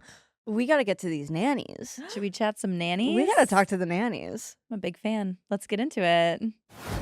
A lot of you know Rosetta Stone is amazing for learning languages, but guess what? Rosetta Stone just launched Rosetta Stone Sapphire, a brand new language learning app and the biggest update they've made in over a decade. Rosetta Stone Sapphire helps you focus on topics you actually care about, including travel, family, work, sports, and your own interests. I've talked about obviously learning a new language. I think Rosetta Stone Sapphire was made for people like me because most of my language learning is centered around like when we travel and just kind of those moments in which, listen, I wish I had the time to, really invest in becoming fluent, but I certainly want to learn about how to say some key phrases in ways that knowing that language in my life makes a lot of sense. And that's where Rosetta Stone Sapphire comes in. Chat Missions is a feature that allows you to practice real-life conversations before having them in the real world. They tune conversation practice into a game where you can put into real-life scenarios like ordering at a restaurant or haggling at the market. The app combines structured lessons, conversations practice, vocab building, pronunciation tools, and the personalized feedback all in one place. Rosetta Stone has been helping people learn languages for over 30 years and offers access to 25 different languages. If you want to take your language skills to the next level, don't wait and try Rosetta Stone Sapphire. The Viall Files listeners can get 20% off their Rosetta Stone Sapphire subscription when you sign up today. This gets you access to all 25 Rosetta Stone language courses, plus all the new features.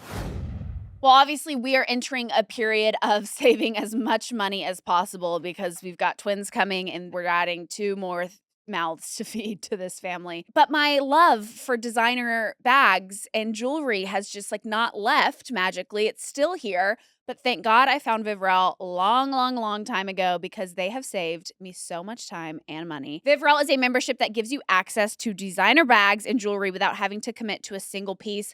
Once you're accepted into the club, you choose the piece you want and it gets delivered right to your door. You can keep a piece for as long as you want, swap it out when you're ready for something new, or you can buy it at a price that is so much lower than what it would be if you bought it from the store. So they have brands like Chanel, Louis Vuitton, Gucci, Dior, and more. They're constantly adding new inventory, so the website is so much fun to browse. I am currently borrowing the Rhode bucket bag, which is a bag I was eyeing for so long. It was so expensive, and I thought, you know what? I'm just going to borrow it from Viall, and I'm so glad that I did. Go to www.viall.com and apply for a membership today using referral code VIALL for your first month of membership free. That's VIVRELLE.com. Use code VIALL for your first month free. Valid for U.S. residents only. Must be 18 and up. Acceptance into the club is not guaranteed. Code is only valid for first-time members. I'm back. Sorry for missing. Surprise. Rhode Island finale. We didn't get to talk about it on Monday's episode. Oh my God. Crackus. Crackers. I love a cracker. I love it. I love a cracker, Jane Fonda. Secondhand embarrassment for. Joe Ellen. Arula. Well, Arula. not Yeah. I mean, Arula. Joe Ellen until Joe Ellen was like, listen, I I know I'm a little cray. And I I know love I have that. nothing going But on in my it's life. And I was like, right well, you said it. I love a bitch As long that as she owns owned it. it, She it was owned like, okay. No. Here's the thing She about took Joe her power Ellen. back, I think. Joe Ellen, her hobby is being an investigative journalist. Like many of the women who love Bravo. Yep.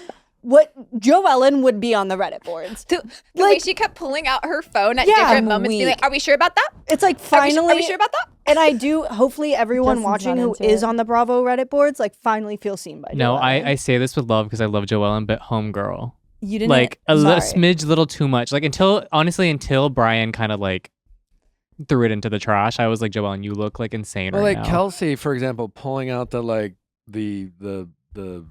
loan. How somebody pays a mortgage? It's like, who gives Oh. a fuck? Y'all know too cares? much What about are you each other. proving? Yeah, Like, I I- don't like you're obsessed. You're literally obsessed. The divorce timeline that Joellen was trying to draw, like I know at That the end, didn't I land know for by the me. end she was correct, but like her just being like, so were you or were you not married? And I'm like, okay, Yeah. you're just hammering into Rula at this I point. get it, like, but I'm also like, think of like the community. Like the whole opening of the show is talking about how everyone is intertwined in I each know, other's I lives know. since like Mhm. 2 Yeah. years old. I know your mom. I know your cousins. Like I'm like, this is exactly what happens without a camera, probably in most of these Yeah. homes. Are you saying that Joe Ellen's Rula's #1 fan? Number one fan. Yeah, or Brian's #1 fan. Who do you think she's Listen, more- you don't invest a great deal of time on things you don't care about. Let me play devil's advocate for Joellen for just one moment. I don't think it's that she's so obsessed with Rula or Brian. I think it's that she was like bringing this information up and then she was kind of like gaslit because Rula was not willing to Mhm. I mean, it's a own it. little different from Joellen because She it needs is to be literally right. her job as a housewife to like be dramatic And and, she look also up this has stuff. to be right. I'm just like, so you let Joellen, and I say this with love again, you let her come on with her receipts, but didn't let Rosie come on with her briefcase of receipts. I I'm like, think yeah. so she why should've are done we why that don't we like? get in the briefcase? I was like, so we're letting it all She go bedazzled against it. It Rula. was so cute. Can you guys get her on the I was- show and bring Yeah. the receipts?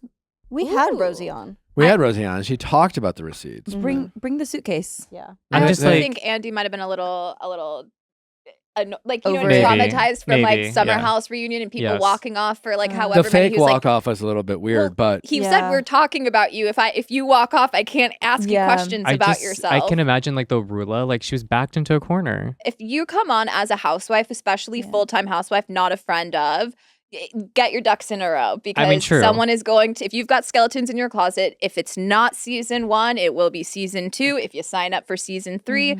So I'm just like, to Andy's point, he asked her multiple No, times. you're right. You came on this show while knowing your husband The was second mid-affair. Brian Yeah. said 2013, I was like, oh, okay. What Yeah. what I find so astonishing about Brian, other than his outfit choice, Oh yeah, that Not bright knowing how the blue. legal also I think system Ashley and works. Jerry were the best dressed. And Oh, blue's a hard color to not look like you're going to prom. It's the warmest color. It's you the could color say. of blue. But outside of specifically. his teal suit, he's not even a good liar. Yeah.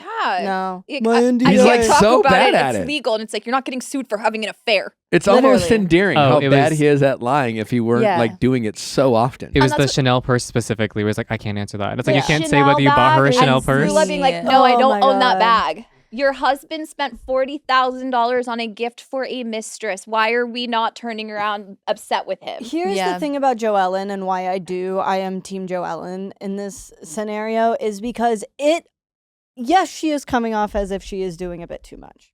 However, I agree that she has been gaslit by you have all of the evidence. You have receipts, you have proof, you have timeline, you have screenshots, you have fucking everything to prove that this guy is cheating on your friend. And then you tell your friend, and your friend is mad at you and trying to make you seem like a liar. To your point, And then Joe Ellen's like, she's got some trauma, right? She obviously pops off a bit.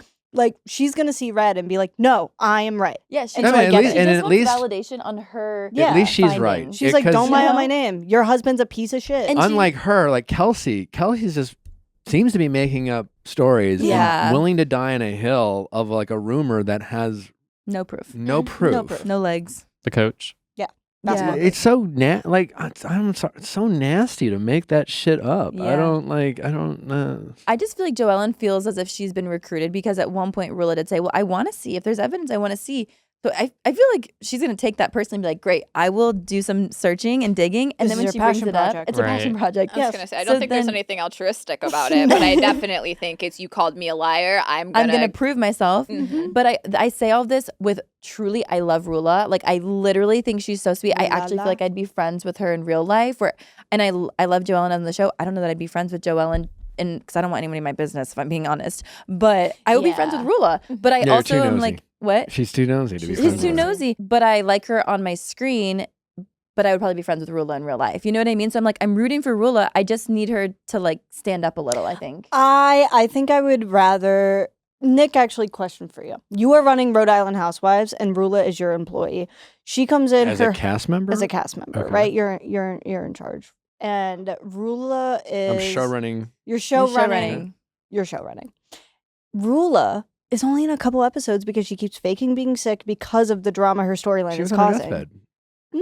They all raised their Wait. hands and said she was sick. I actually Well, think- stress induced. Stress induced, yeah. But also, it's like, I as think like, she's- how would you, as the showrunner of this, feel that she is now not in episodes because she is too stressed out by the storyline that she can't deal with? It's risk versus reward. It's Mhm. upside versus downside. And like Rula was a part of the most interesting storyline of this season. Mhm. And regardless of her unavailability, when she was available, it was captivating. And like in Mhm. sports, like the greater the talent, the greater the leash, the greater the the more you put up with. You know, if you're gonna be dramatic, if you're gonna be a pain in the butt to work with, if you're gonna be unavailable, you better be fucking good when you do show up on the field, so to speak. I think she is allowed to do things or not do things based off of when she does show up. It's awesome. I just got a You know. flashback into Brian changing his detail of I gelled my hair, not my son's hair, and that's why the Yes. ring is in the car. Yeah. Oh my gosh. His His details ability were to, just- What, he was his washing ability his to be hands? talked about like in front of him and his lack of embarrassment is embarrassing. It's him the telling the guys, "You're inability. welcome for giving you guys a storyline this Right. season," and I was like, "Cause you're a pig." Mm-hmm. Yeah. Sorry. Well, then they finally got to the conclusion that he was cheating on her through filming and then stopped after. Again, it's like how many smoking guns need to be, he's a cheater. I Yeah. respect Rula for trying to protect her marriage. And I think that's Yeah. where I'm just like, love you, Joellen, but like send it in an Yeah, email. that's when like I it's don't like- think we yeah. need to like flame her on TV because now Rula's having to like still protect her marriage, but in a Yeah. way that she looks bad. Yeah. I But think- also at But the like same your time, this husband's is lying to you. That's where I'm like, He I feel bugged like your I car. Yeah. oh yeah, and let's not forget about that. Yeah. Yeah. He tracked her, which is fully illegal. But now the kids Mhm. are seeing all the details. You know what I mean? Like the kids Right. could have just like not But again, known. Okay, and I have an issue with that But that's solely not because I'm Joellen's like, I fault. understand that it's a sad thing for the kids. He should never have done it in the first place. I mean, true. So for you to be 100%. messy and then it's all of a sudden Yeah. everyone else's fault because you It's got his found fault, not out or got Joellen's. caught, yeah, Yeah. then you should Yeah, never have done right. that to affect your children in the first Agreed. place. Also, it's Slash, like don't go on the show. exactly. You d- if you Joellen don't need the didn't make them money, sign the Don't contract. go on the show. Kelsey is X, yeah. X that's Yeah. dating 500 other people. That like, was and she knows interesting, about actually. it. That I'm like, he chose not to come on the show. Yeah. Even then, he's still being talked about. There's nothing to prevent that from happening. But like the rumor about the husband, Rula's husband, still would have come out most likely either way, whether or not he signed up or not. But it's like, don't come on a show if you're sitting here doing shady fucking shit. Also, his mistress is like up the wazoo commenting on like every post. Mhm. That's Like, what I've it's- seen That's too. so- Thirsty. She said it's not on the internet what you're looking for. It's all in my phone. I've got screenshots, and I'm just like, No again, I don't feel think bad anyone- for Brian at all. I You don't- did this. Is anyone interested in what she has to say? Who? Rula? I The feel other- like the other Oh, one. oh, oh. the I, That's other like, I woman. feel like care. Joellen gave us enough receipts that I'm just like, I don't really need to hear from her. But I mean, if she did post something, I wouldn't not But it's look. also Well, like, not to mention what, she it's knows that- Brian. She knows that Rula is married. She knows that Rula has a family. Like, well, I don't know, whatever Brian told you or didn't tell you, the fact that she is out there trying to justify or validate her right. experience, where like there's no version of this where you're not like the icky one. Yeah, Yeah. unless you're gonna make good TV and are gonna be another friend of, I don't care. Or Bring unless her you in. also are married to Brian. I don't think we Yeah. need I would her. love to know how this Yeah. multiple marriage crossover. We don't need her situation. on Rhode Island. I just think that would be like, yeah, It's For giving what? Miha and Summer House. Like it's like we've Yeah. moved on. We Right. don't need it. Speaking of Summer House, we didn't talk about it on Monday, but on Oh, Monday it was yeah. announced that Amanda is not going to be back. Not really a surprise to anyone, I feel like, in the city. I mean, honestly, she didn't Yeah. really want to go. She didn't want to party anyways. yeah.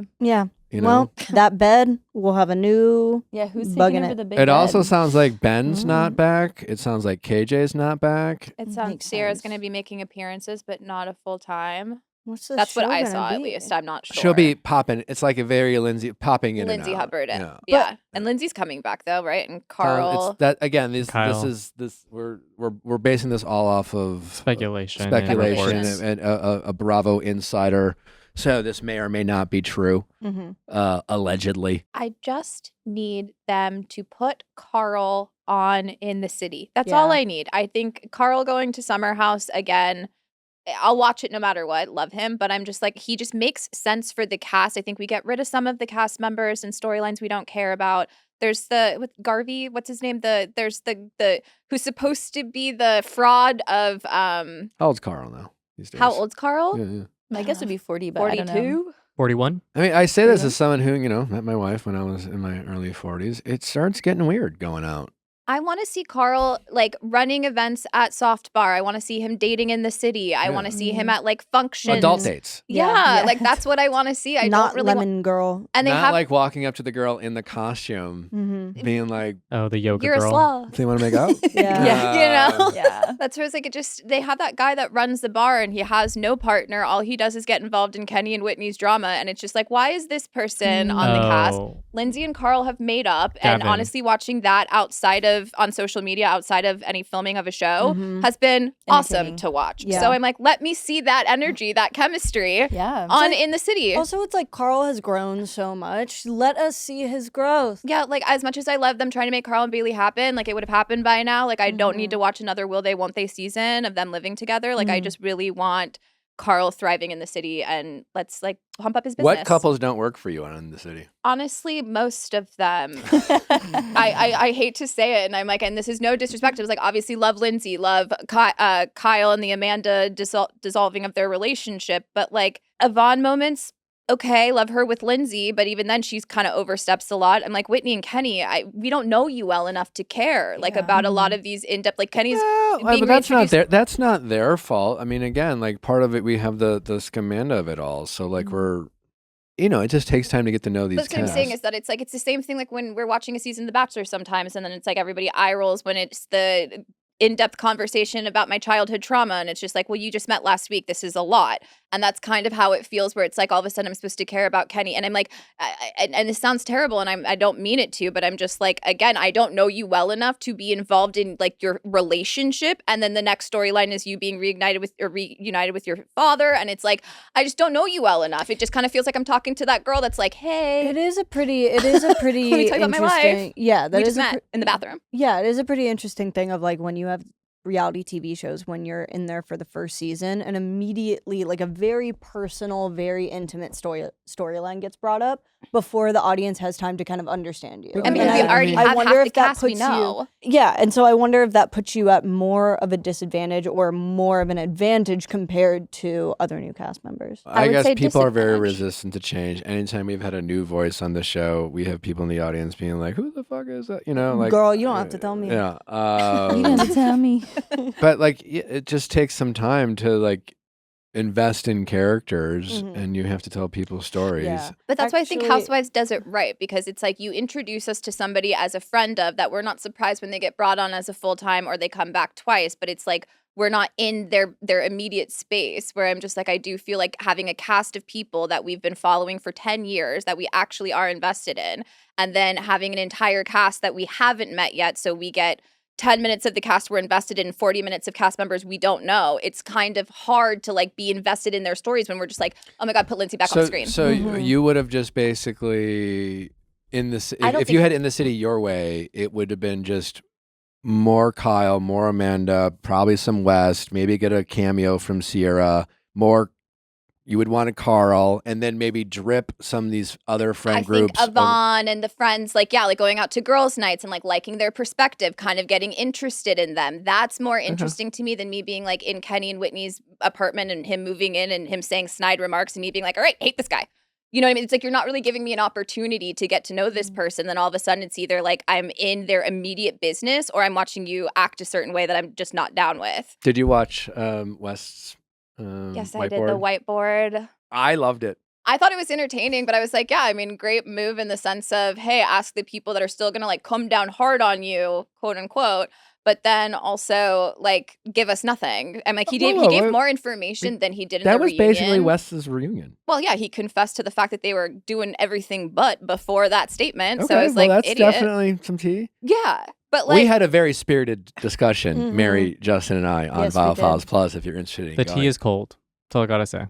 That's what. Yeah, Justin was unimpressed. Like I said, I said he said much, I was- but not more. Like his Yeah. friends said everything. I- he just sat there. Listen, it was I think- really like his friends. I don't know who they are, They're but like hilarious. sometimes Mhm. you get a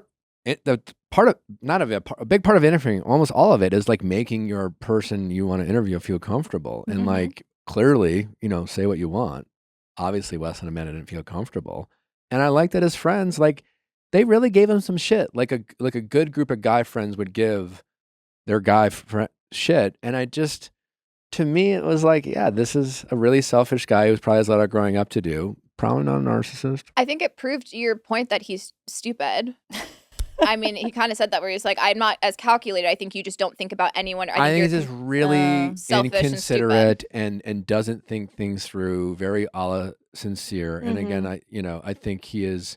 I think it's embarrassing how immature he is socially as a 30-year-old man. I think that's a fair criticism of West, and I think that's more than just like he's pathy and all it's just I think I'm he's here just for that like too. I think when the friend was like, do we think that was showcasing emotion or emotionless? And he Yeah. was like, no, there was emotion. He goes, no, wrong.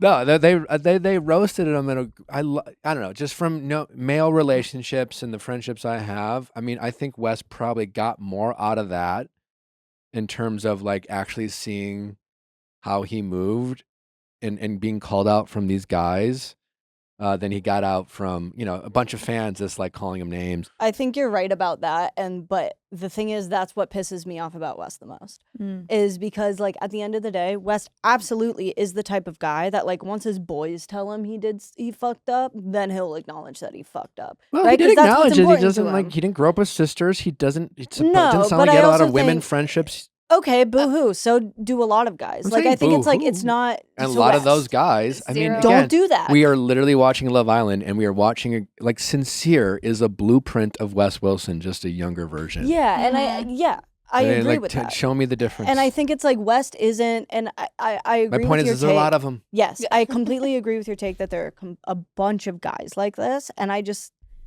it's not a fucking excuse to. I'm like, not saying excuse. That. Yeah, but it's- yeah. I'm not saying you but are. it's I'm more just just saying it to those guys. acknowledging that it goes Yeah. on a lot. To those guys, it's not a fucking excuse. Learn to talk to a woman and hear her and listen to her and like And I don't acknowledge think- that she exists outside of like being a sexual object. I don't know. And I don't think that like West Well went said. home from that interview and was like, damn, I really have a lot to think about. Like, I think it was just like, okay, cool. This That is might like, be true. I think I'm this not was like a convinced good he's look really for doing him. It seems like he's taking his like public beating or whatever while still maintaining zero accountability. But then it's like, okay, now that I've put myself through that, then I can move on with my day because at least like people heard some more answers or me speak or like be answered the questions are answered for me. I mean, I love Melanie's line on Sunday. Like he uses the apologies for a Band-Aid. It's so good. It was such a good line. Man, So, Melanie ate down.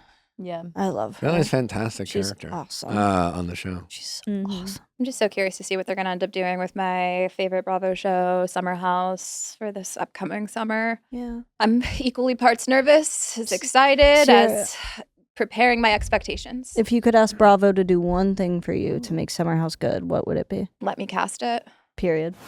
I love the look of having a clean, neutral nail, but I cannot go to the nail salon and sit for hours and have it done. I just don't have the time. I don't have the patience. And that is where Olive and June has come in and made my life so much easier. Olive and June is a at-home nail care brand that makes salon quality manicures easy, affordable, and convenient with complete manicure systems, gel systems, press-ons, polish collections, everything you can imagine. Their Mani system comes with everything you need for a salon quality manicure at home, including salon grade tools designed specifically for DIY use. You can personalize your Mani system with 6 polish shades of your choice. Their polish is designed to last 7 days or more without chipping. They also offer press-ons, which are my go-to if I have like a wedding or an event or something that I'm going to do. The press-ons look incredibly natural, come in a wide range of sizes, and are easy to apply. They can be removed with warm water. Visit oliveandjune.com/VIALL for 20% off your first system. That's oliveandjune.com/VIALL for 20% off your first system. I love the thrill of finding a great deal. If you've ever found something you've been eyeing for months at a price that felt too good to pass up, you know exactly what I'm talking about, and that's why so many people love Whatnot. Whatnot is the #1 live shopping app in the US. Shopping happens in real time with real people and incredible deals. You can interact directly with sellers while they're live. You can ask questions, see products up close, get sizing information, and learn more before you purchase. That's one of my favorite things because I feel like when I'm on a website and I'm looking at what the model has on, I'm like, what size is she wearing? I need to know. It's going to help me figure out my own size. But with Whatnot, you can just ask and they will tell you. It's a great place to shop name brands across fashion, beauty, handbags, jewelry, and more without the retail sticker shock. Whatnot feels like joining a community of people who share your interests and love discovering great finds. Download Whatnot today and get $20 off and free shipping on your first purchase. Search Whatnot, WHATNOT, in the App Store. Sign up and start finding the best deals on the products you love with $20 off and free shipping on your first purchase. When it comes to your wireless phone bill, transparency is everything, and that's why we use Mint Mobile. We signed up for Mint Mobile a while back because I finally looked at my cell phone bill and I was like, how am I spending this much on wireless service? It doesn't make any sense. And that's why we made the switch to Mint Mobile, because they offer premium wireless service for just $15 a month. All plans come with high-speed data, unlimited talk, and unlimited text delivered on the nation's largest 5G network. You can bring your current phone and keep your number.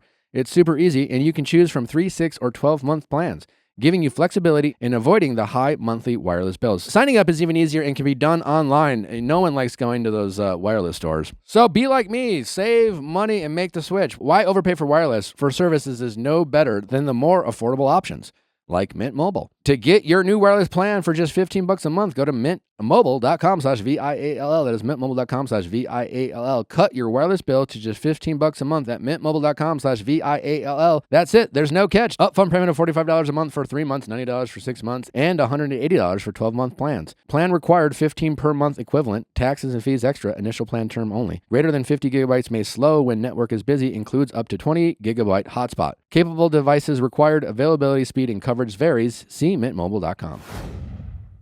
Well, welcome, ladies. How are you? I'm fascinated by the show. As a young father of soon-to-be 3 girls under 3. Need a nanny? The show. Would you trust us? We're good. You're like, we're actually Nick, good. Would you trust the crew? What? Would you trust the crew? This crew? Yeah, Yeah. this crew or anyone from the I have the crew. questions. I'm not gonna lie. Yeah, It is okay. like, Yes, it is I a- figured you would. It is a reality TV show. I did see your former boss, Zane, Oh yeah. talk about. That was kind of a funny clip where he Yeah. was like, she quit, and then. I told him, I was like, I'm going on to bigger and better things. I just feel it in my soul. Yeah. And were you nannying then? I was babysitting then. Okay. So I've always been I've always kept kids. Like I always have a bunch of families in LA where I babysit for. So I was working for him as his assistant. Okay. And I just felt like there was something bigger. I mean, we had the pleasure of talking to the creators of this show, but I'm just curious from your lady's perspective, like, how did this come together? Because I am very fascinated by it. For one, obviously, I just think childcare in the influencer space, or just childcare in general, is obviously like a very sensitive topic for parents. Like parents, just like they're passionate about their kids. Yeah. And there's always a lot of opinions about it. So I'm just like fascinated that there's a show that centers around how parents choose to elect for childcare, and how did this all come to be, and what were your ladies' history with being a babysitter or nanny? We knew each other through like nanny talk and social media, and this idea came to light, I want to say, a year and a half ago, where she had the idea, wanted to go and start this travel agency, and there's a community of us like online. And then so it is tricky when it comes to working with the kids and then being online. So for a lot of us, like my previous families never wanted the kids to be, on TikTok, on Instagram, or any of that, which totally understand. I feel like that's Was that something you would have to ask? Like, would you ask? Would you say, hey, yo, I have a bit of a following, and with other families I post. Are you comfortable with that? Yeah, of course. That was always something I cleared. And, they would say, don't get the kids' faces in it. But like if you're, walking around the house and you're in the house and you're cooking, like that's one thing. But I think for me, I actually was just posting. We were on a trip in the Hamptons and I made this dumb compilation of like a cool car and a cool house and like this like restaurant we were staying at, and I put like day in the life as a high profile nanny, and I posted it as a joke, thinking like nothing was gonna come of it. I had like 2 followers, and I woke up with like 500K views on it, and I was like, holy shit, what the fuck We're did I just onto do? something. Because also I was working for a high profile family, so I was like, am I allowed? Like, is this okay? And I think as long as I was kind of showing things after the trips or not even directly posting the kids, then it was fine. But I think once the kids saw my content, they were like, Leah's blowing up on TikTok. Can we be a part of it? And then they did one video with me, and that's kind of when all my stuff took off. And how did you guys choose Ibiza? Is that more of a production? No, that's like the celebrity hotspot right now. I was Okay. seeing like Jeff Bezos on yachts, and I was seeing like Dua Lipa, now that she has kids, but like all the celebrities were going there. So just It was so, high like, season, so Yeah, it made sense. Yeah. And so like, and I didn't realize there was like a market for like party parents who need like secondary, like it's almost because like you guys aren't like, are you like, if they need more nannies, they hire you in Ibiza because they're going to the parties or something? Like, how does that work? I mean, like the whole travel agency thing, like some families have their full-time nannies, but then they need somebody to go and travel with them. So like, for example, my friends are in Ibiza right now. I know a few nannies over there. One of my friends hit me up and she was like, hey, like, do you have any nanny friends over there? Like their full-time nanny isn't with them. They need someone so the parents can go out at night. And like, it's just like a whole network of us. Yeah. Okay. So I'm curious, did you get your plug with Hulu based on some of your like previous employers? And like having the agency is one thing, but then to have a whole show about it, like did somebody approach you, or did you know somebody and then they were like, this is a good idea for a show? How did it come to be? Yeah, I was approached, and then I kind of told them my dream of starting my own agency. Okay. And I was like, and I know like in my community of nanny talk, so we kind of just got it together, and yeah, it was really exciting. Okay, did you guys have any fear that there wouldn't be enough drama? Like you guys are all very professional, so when they're going through the resumes and stuff, I'm like, okay, these are like, you got to be clean cut. Even like both of y'all having tattoos, like that was a topic of discussion for some of the families where it's like, oh, your arms need to be covered. Like that is so bizarre to me to have that strict of rules. But did you have any fear that there wasn't going to be drama because you're also professional? Honestly, I thought that there was more drama than expected. Like I was gonna say, I thought going into it there was gonna be 9. I was like, we're all nannies and professional. Yeah, and but I mean, when you put 8 people in a house together, no one knew anybody. It was like, okay, that kind of was. there was way more drama than expected. For Yeah. sure. Yeah. I was shocked. Yeah. And you guys didn't see the half of it. Speaking of drama, Leah, you did the like what I feel like would be the cardinal sin of nannying. Yes. I don't want to put words in your mouth, but like you had an intimate relationship with a father of a family. Single father. I'm on your side. A single father. I'm on your side. It's a single father, Yes. and I would like to clear it up. Basically, Yes. this was a friend of mine. His daughter was in town, and she was grounded. He asked me to do a favor for him. I actually don't work for him. He's a friend of mine, single.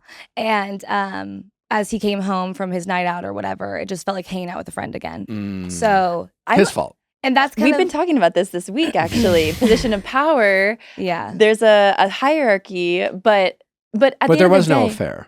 No, there was no affair. And I think the crazy part for me too is this is something that happened when I first moved to Los Angeles. I was 22, I think, and now I'm 31.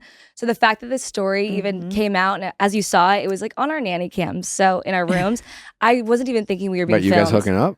No, Okay. her telling I was like, her- this sounds No, like no, a I totally mean, me and Liv were in her Yeah. bedroom, Yeah. and this was caught on a nanny cam. It was just kind of one of those moments I was Oh, sharing with the a friend, confession. Yeah. Yeah. not even thinking, and then all of a sudden, it blows blew up. up. My face. Yeah. Did you? And you were the one that then shared it, right? Yes. I'm sure you like regret because y'all are really close. Oh my God, of but course. Like do there were conversations on and off camera that we had where I was like, oh my God, I'm so sorry. Yeah. But at the same time, like there was a lack of context, I think, given.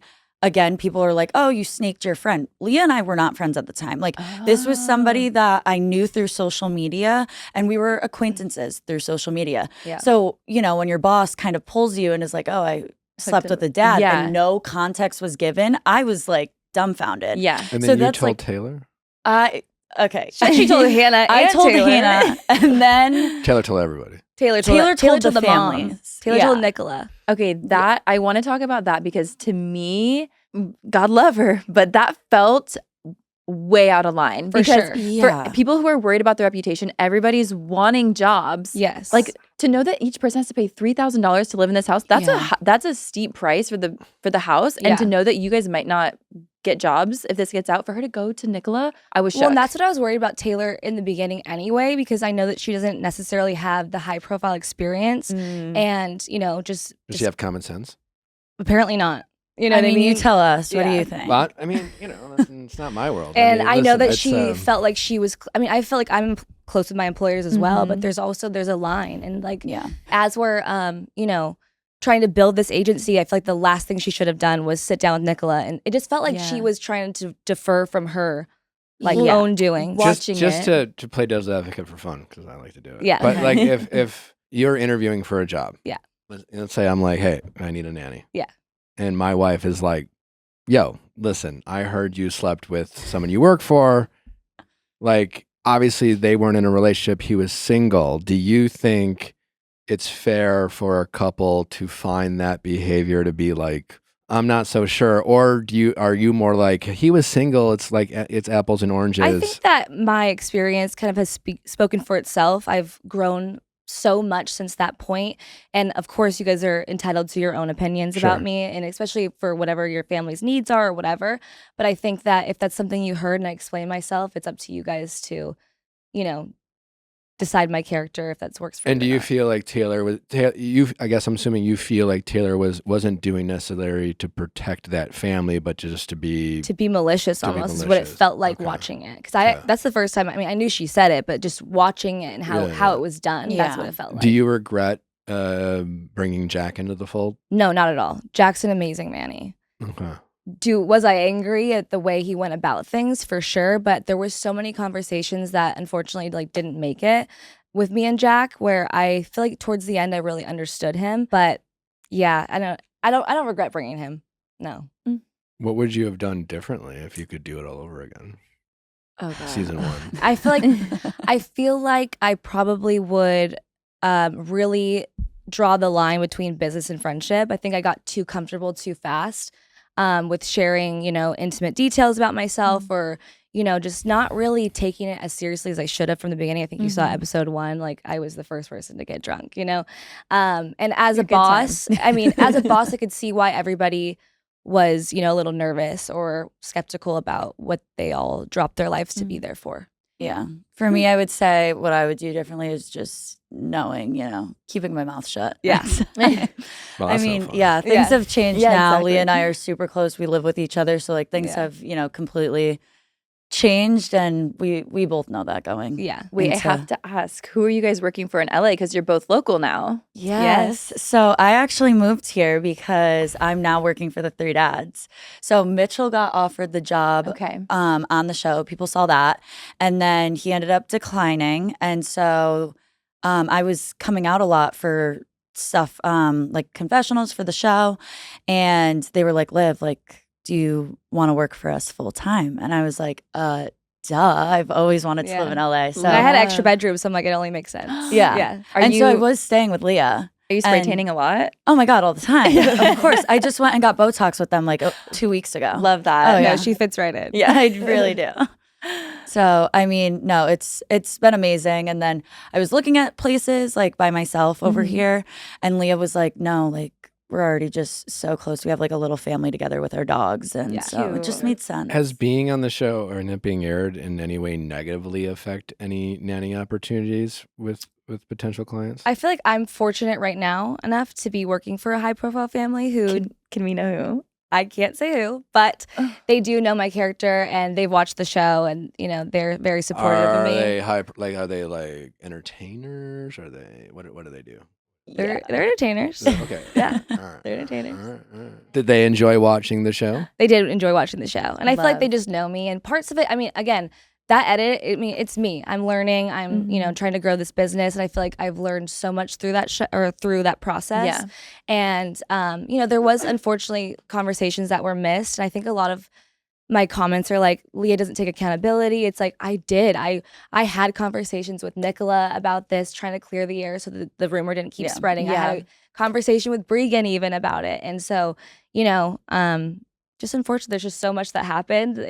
Some things had to be cut. I feel like you probably can't say this, but I'm going to say it. But I want to say, you going to the is it the G's, right? Where you went, you going to them and being super honest about what happened. It was very respectful, and it was like a good example of I think what people should do to be honest and like be transparent about a rumor, getting ahead of it. Like you did the right thing, and unfortunately, I feel like you were kind of punished for it. Yeah. And I just want to say, one, you did the right thing, and two, Thank you. I know that you probably can't say anything, but like I thought their reaction was absolutely wild. I No, did for too. sure. Honestly, I didn't expect them to react that way. Calling her the devil, like I shocked. can say, okay, like, you know, this doesn't align with like our family and what we They stand called me a for. dangerous lady, and I'm like, I'm not dangerous dangerous. lady, I'm a furthest devil, from dangerous. like yeah. that's the craziest thing. And it's like, you know, if a family doesn't want to go and work with the nanny or work with staff, Totally the fair. staff also has the choice to say we don't want to work with you either. And I think that their reaction was just completely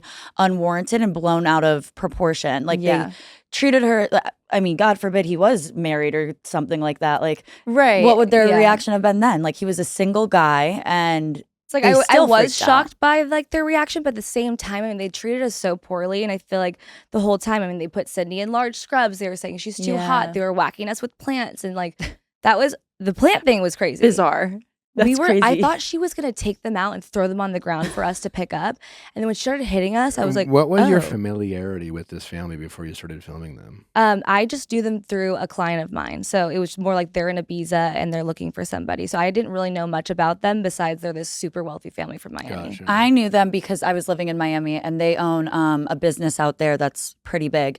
So I knew them through there. So when Leah said like, oh, this family's here, I was like, oh. Were you more hurt by the G's or Taylor? I feel like I was more hurt by Taylor because that's somebody who is in my like, you know, we're here to do something, and like I felt like I was close to her in the house, and so just to again, like it was so malicious, like feeling that she told Nicola versus the family is entitled to their opinion, you know. So And then I'm also curious, the moment that you found out that the parents knew, when I think there was a passing comment of like, well, be careful because we might know your secret. did you see Oh my my did you see gosh. my face? Yeah. I actually like couldn't hear in that moment. As soon as she said it, my heart dropped, and I was just like, because that was my fear, is that it was going to start getting around, and it did. So that really sucked. Oh my God. And then It spread living like it with her, wildfire. like, well, then it was just like, who else knows? Like, Yeah. and what do they know the full story? What are people saying about me? And then it just, I didn't know what to do. it just spiraled completely. And like we were all sitting there and like she said it and like just Leah's energy, like the whole, like everything I'm like, even shifted. talking about it, the trauma's coming I back. know. Like, Oh my God. That was, that I've was seen so some bad. stuff online where people have questioned, like, you know, as people often do with reality TV, the authenticity of this show. Yeah. For the naysayers out there who can't believe that there are families out there that would, you know, agree to do what the show is all about, Yeah. I guess what would you say to the critics out there? And I mean, unfortunately, this was as real as it got. Like, We shed wish, tears. Like, I think I wish- was crying every day. I Like, wish some things were like scripted or edited. No, like that was all real. Like the G's, like that's how they actually act. Like Yeah. it's insane. But at the same time, yes, with a lot of high profile families, some people don't want to go on reality TV, but then there's the few that do. And you know, it's like showcasing their families, their dynamics and stuff like that. especially the And- three dads, like they're Yeah. a YouTube channel, like they're a YouTube family, so they're okay. used Yeah. to being I on was camera. curious and about that because I was like, to have, because you guys all have social media presences pretty much, right? ish, yeah. I was, when we first heard about the show, I was like, I can't imagine a single high profile family like wanting an influencer nanny. Like that would be my nightmare as a parent to have my kids out there. But when it's through this context of like people like a YouTube family, Yeah. Yeah. or people that are like Nicola, like somebody like her who has like a business empire, it's like, Yeah. it's kind of like good fits, PR. for Yeah, sure. it fits. It makes so much Yeah. sense. Yeah. But I just, I thought it was really interesting. I was like, I couldn't imagine the clientele. And then I watched the show and I was like, this checks out. Yeah. Yeah. Like not all families are like that. Like for me, I love working with the three dads because this is the first family I can go and make family like content with. Cute. And like they love that the kids are on social media. The kids want to do social media when they're older. So for me, like that's the first family where I'm like able to be with the kids and, you know, post them online. And like we have so much fun doing it. Fun. I'm about to be a father of 3 daughters Congrats. under 3 Oh, yeah. as nannies. What you got any like hacks or I'm like, good luck with three nanny- girls. nanny- Three girls, nanny yeah, your girl advice dad. or any secrets to the tray that you can share? You know, as a girl dad, you just got to go and treat them like princesses, literally. For sure. Yeah. So I think I got that part covered. Oh, But good. do you have any like, yeah, I don't know, just like nanny hacks? not using nail polish. If you Oh. know, Yeah, no nail polish. don't use nail polish. I can tell you what not to do. Yeah. Yeah, that was funny. Let me think on that one. Yeah, any twins? Have you guys ever nannied twins? I feel like This I've is my nannied first dual- time nannying twins, and I okay. mean they're older though, so it's Okay. different. But I've nannied baby twins. How was that? I mean, I'm just like picturing, how do you manage when you're home Yeah. alone? I mean, I was like a baby nurse for the twins. So it was Okay. actually really crazy because as soon as you put one twin down, the next one's up. So Yeah. lots of coffee. Okay, lots of coffee. Lots of coffee. That's your Definitely. tip. Lots of coffee. if you didn't get a night nurse with your first, get one with twins. Oh, for and yeah. sure, nurse. Okay. for sure. Because there will be such a lack of sleep. Yeah. And even now, like the three dads, their surrogate is pregnant with their third child. And I said, I was like, listen, like the nighttime stuff, I was like, I'm already working a full shift during the day. I was like, we're definitely I gonna was like, need yeah, be a supportive night of your nurse. wife and anything she says is right. I Yeah. know the moms would always come to me and be like, oh, my husband is so annoying. And like, he won't wake up and he won't do this. So I mean, I have to ask, are you still friends with Sydney? Oh, I wanted to know that too. I have not spoken to Sydney. She has not reached out. And I feel like it's not really my job to reach out at this point. But she's also Um, making like she's- TikToks and posts. What do and- you hope? Like, not if addressing if it anything. was your choice on what direction the relationship would go, what would be your choice? I don't really feel like there is a friendship that could be mended there. I feel like she already burned me once, and then after the show comes out, finding out that are you guys all caught up? Yeah. Yeah. She's with the G's. It wasn't even about the Paris thing. That was like one thing. And I don't think what you guys got to see too is that when they left for Paris, Jack came to me and was like, my goal here is to convince the G's that, this agency is worth, giving it a try again. And Leah's not a bad person. Whereas Sydney was like, Paris Fashion Week. Oh my I need God. to overnight my trench coat. My trench coats. And I can't wait to be front row, instead of coming to me and being like, hey, I understand why you're upset, this, that, and the other. And then to find out that she was offered a job, didn't tell me, and then worked for them. And then I see it on TV with the rest of you. I think that part is what hurts the most. Yeah. Oh, you found out when We found out watching it. watching the show. So then now watching it Okay. and then stating that I'm upset, she still hasn't come to me. yeah. Gotcha. Okay. And then she's on her TikTok lives being like, look at my Valentino bag. I'm like, the least you could do is Like yeah. reach out. So Just the way Interesting. she went about it, because her taking that job was outside of the agency and those contracts. But the problem is like, I think Leah would have been able to be like supportive as a friend, saying like, I get this 25K, get this Valentino bag. Like, this is a great opportunity. Mhm. Take it. Like, she had really she is just that come to type me, of person. I would have been like, I'm supportive of it. Gotcha. Yeah. But the fact that it was, in my opinion, if you're withholding information or you're lying, it's because you know that you're not going to like the reaction of the other person. Mhm. And so she knew what she was doing was wrong. Yeah. And that's the thing, is like the internet right now is just like, oh, you guys are being haters, this, that. No one's understanding like the dynamic of like how close we all were. So it's like for you to not even tell us is just I feel like everyone insane. is feeling a little betrayed by her as well. Yeah. Can I know, are there some hot spots on the radar for next season or the next travel? Just know that I'm area? working behind the scenes. Are we confident that we're going to get another season? I mean, I would hope so. I mean, I would hope so too. I was I locked just in. know that I'm I'm ready. never not, know. Hey, it's tough regardless business of out having there, a second you know? season or not, I'm still working on my agency. Okay. So I would hope that. Does the agency survive regardless of That's a good question. Yes. of there being a season 2 or not? I mean, I'm in Yeah. the works of Okay. it. So it's all in a personal network right now, which I would like to, expand that. But Okay. You guys should go on vacation next year. And I've never been to will nanny.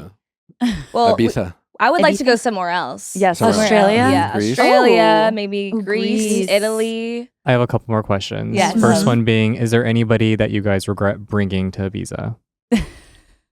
Um, And why is it Taylor? I was gonna say Taylor, maybe. Listen, this is what I will say about Taylor. Taylor is genuinely such a sweet person. Yeah. And I don't think anything that what was seen on the show was truly done maliciously. I think from what everyone's seen, Taylor has a bunch of trauma, like, and that she hasn't worked through. And I think that goes and brings out the worst of people.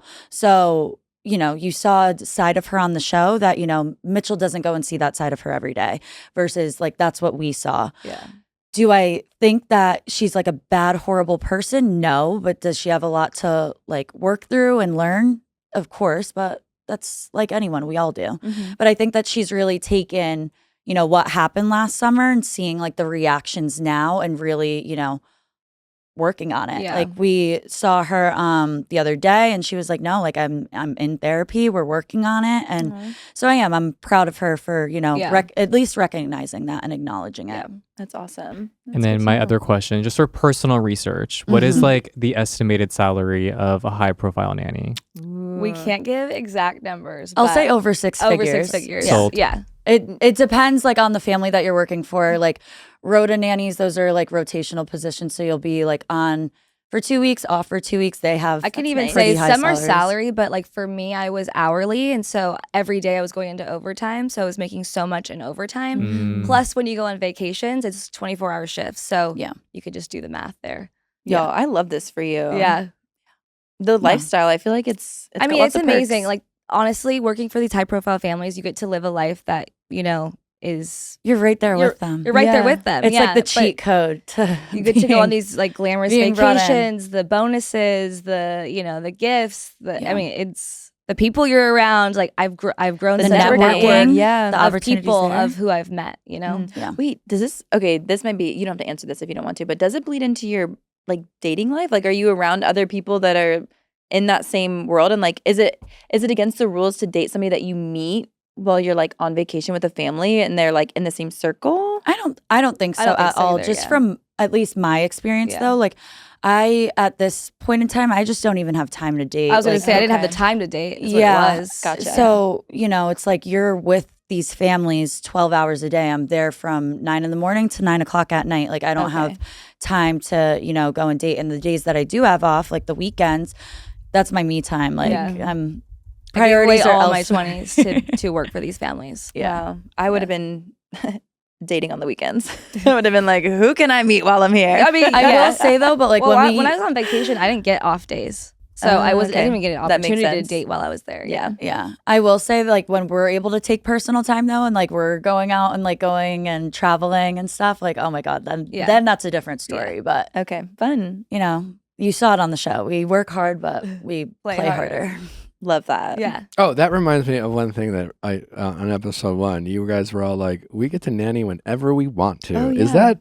that felt inaccurate? I think what was meant was like travel nannying. You're able to decide when you want to go and pick up, you know, work versus working with a family full time. Like, okay, no, I was working like, with a family full whenever time, you you cannot want? pick. Like- Whatever. We're like, Okay. Yeah, Okay, you that can't makes pick. sense. But when you're traveling with families, like, okay, this family needs a nanny. I'm gonna go to Greece because I want to go to Greece this week. But okay, I'm not gonna stay for the 3 weeks that they're there. I'm gonna go back home and like you're making good money off those Gotcha. trips. yeah, just know I'm going to be a stricter boss next time around. Okay. Okay. Less is sliding, all right? Well, ladies, Okay. thanks for coming. It's a wild show. Congratulations on the Thank show, and you. we're rooting for a second season. Me We- too. We want to Yeah, get more we all eyeballs are. on this. I was hoping there'd be more releases. I was like, wait, is there more? Like it was too quick. It was too soon. I need more already. Yeah. That's no, what a lot of people. Do you think have it'd be said. harder to find the families after the first season? Because like how, depending on how like people like thought of the G's type of thing. I think that it's hit or miss. There's always Like, someone out there wanting Yeah, to be on. There's always TV. someone out there. And Exactly. also, I'm not even kidding. Like, my personal network that I've just, you know, made throughout working in this industry is like people love me. So, and I'm Period. not trying to be like, you know, people love me, No. but, you know, people trust me. And I think this is where this idea came from is that people were coming to me all the time, like asking for housekeepers, personal assistants, house managers. And I was just connecting them for free because it's what I love doing. Mm-hmm. So a lot of people do trust me. And I feel like that will carry on with Yeah. my agency. And what I will say is, you know, obviously there's so much that goes into it. We were filming for over 2 months. Like there were so many things that got cut. Like not even just saying this as Leah's friend, but like seriously looking at like her connections and her work ethic. Like I feel like you didn't get to see as much of that on the show. Cause again, we were having a little too much fun in Ibiza, but like, no, she really has her crap together when it comes down to it. So I can tell. I was working hard behind the scenes. Oh, I know. To have a show like this, I mean, it's impressive. Yeah. It's cool. Yeah, it was very stressful, but I learned a lot and I'm ready to take that with me. Take it on again. Take it on again. Well, thanks for coming and best of luck. Thanks for having us. Having us. So you wouldn't hire us, is what you're saying? We're just So you don't like we're trust all, we're all You're set. like, we're booked up. We're all booked up. we're all set. You never know. I You just know? I just want you on the next season. I think you and Natalie should go wherever the destination is. He's like, I'm like, hey, you it let would me be know. So fun. Yeah. You come on their show, they go on yours. I'm a too little normal. swap. No, and you saw the buttons were. I'm not as high profile. I think you. Yeah. I see what you're saying. Yeah, you guys are too normal, and that's a compliment. But like, I just still don't think think we're it'd be going fun. to the parties. Really. Well, first of all, we haven't been invited. You guys to can be any a side. You parties. guys can be like a side storyline. That's my vision for you. You don't need to be a main character. You guys are one of the families because there's a lot of nannies. A lot of people were having a hard time finding work. What if turns out would at the a beginning. family be able to go on if they're like, listen, you can't show my kids? That's a good point. There were Can- families that got cut, right? Yeah. Or you guys Yeah. filmed this, so yeah, technically. Like we were Also working. blur their like, faces. you know, Is that yeah. something you guys would do? Or blur the faces. Yeah. We would definitely not be comfortable. That's just a personal choice. Yeah. Yeah. Yeah, And yeah. that's Yeah. completely That's fair. fair. I think That's fair. I mean, for us too, I think we were very uncomfortable on the cameras at first. Like we Mhm. really are nannies, and this is like a whole new life for us. Yeah. But then you become numb to it. You I think it's just you- more for us, and we talk about this. Like we have a relationship with our audience. Natalie and I, we're not trying to have our audience have a relationship with our yeah. kids. I mean, then you're Makes open sense. to like the world judging you, which has Totally. been a hard and your thing parenting to- yeah. styles and stuff like that. Yeah. And obviously, like, there's already. I'm fine with the world judging me. Yeah. I don't care. They do it all You the just time. don't want it Yeah. coming out the kids, which I'm is just- yeah, so yeah. understandable. Totally. Yeah. Yeah. Makes sense. You never Okay, know. We support you either way. Yes. You know, I do need to Anyway. I do want to go to Greece. But if you know Yeah. anyone, send them my way. Thanks for coming, ladies. Thank you for having us. Mitchell Taylor, welcome. Thank you for having us. How are you guys doing? Good. You guys look a little nervous. I'm just This excited to be definitely here. won't be harder than nannying kids. With, Right. Yeah, that's true. Yep, high all those- profile. Yes. Do you like the families you work for? Because I mean, you guys are like dealing with the 1%. Right. Or I'm assuming some more relatable than others. Or have you ever been like, these guys are douchebags? Never. I mean, I Never. actually really loved Okay. my nanny families on, Okay. on the show. Love. And then even like outside of the show. Mhm. Love them. Yeah, I lucked out. I mean, the family that I worked with in Ibiza, our three dads, were great, down to earth, had the same values as myself, and we just clicked right off the bat. Okay. That's so fun. Also, your sweatshirt, what does it say? It says going to the chapel. Because she's engaged. And we're going to get married. Congratulations. Congratulations, guys. Thank you so much. That's amazing. So it worked Yeah. out. Everything's great. Yeah, You guys we're are doing still great. together. Yes, absolutely. Love. The show definitely challenged us in ways that I was not expecting. Obviously, like going on a reality TV show, people are going to judge and have like opinions about you. But I feel like after the show, like we came out stronger than we were going into it. Amazing. And yeah, Yeah, it which was, is it was great to beautiful. say because, leading up to us being in Ibiza, we were together for 5 years. And I feel like we've gone through a lot in that time. And this was just another test. At the end of the day, I do believe it made us stronger and we're happier than ever. That's Love awesome. wins. Do you guys live in LA? We live Or- in Columbus, Ohio. Columbus, Ohio. Yeah. Okay. Okay, because you obviously didn't take the job with the three dads in Correct, LA. And yeah. is that because you guys want to stay in Columbus? So that offer caught me off guard. Okay. I was very excited to have received it, but it left me speechless in the moment. I wasn't expecting it. Hmm. And they didn't put any pressure on it. And then once we got back from Ibiza, we came out to LA and we had conversations with our three dads, and they actually offered it to the both of us No way. again. And they said, just think about it. Like the holiday season was coming up. So we thought about it through the holidays. And then we came back out here, had honest conversations with them.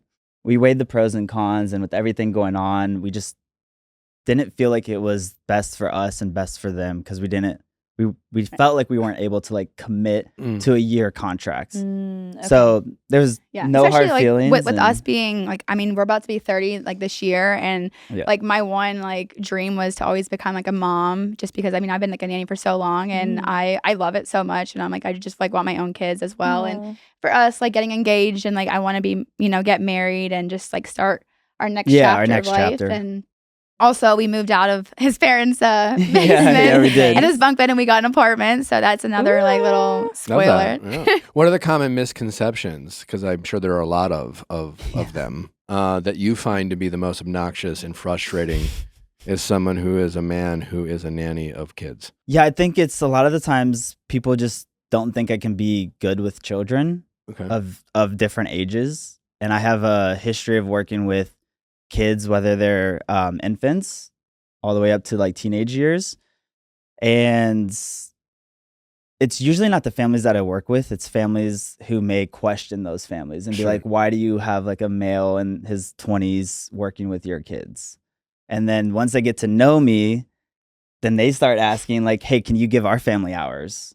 Because I think trust is the biggest thing. And if you can trust the person, you know, then you have a good relationship with the kids and the parents, and you can go from that. Forgive me if you guys talked about this on the show. Did you guys meet because you were nannies or? No. Okay. We actually met on TikTok. Oh, no way. Yes. True love. Wait, Yeah. were you nannying before, but it wasn't the high profile nanny? Is that what it was? Yeah, You so didn't have, like- I'm like, so we're living in Columbus, Ohio, and like, yes, like there are like some rich and wealthy families, but like, I mean, I work for doctors, but I mean, like, yes, like Gotcha. they are Okay. wealthy, but I wouldn't say they're like the ultra wealthy. Okay. Who are you nannying for like right now, in between the show? So I've been nannying them for almost 2 years now, but it's 3 kids, and yeah, they're in Columbus, but I can't like really talk much about them just because. How did the family feel?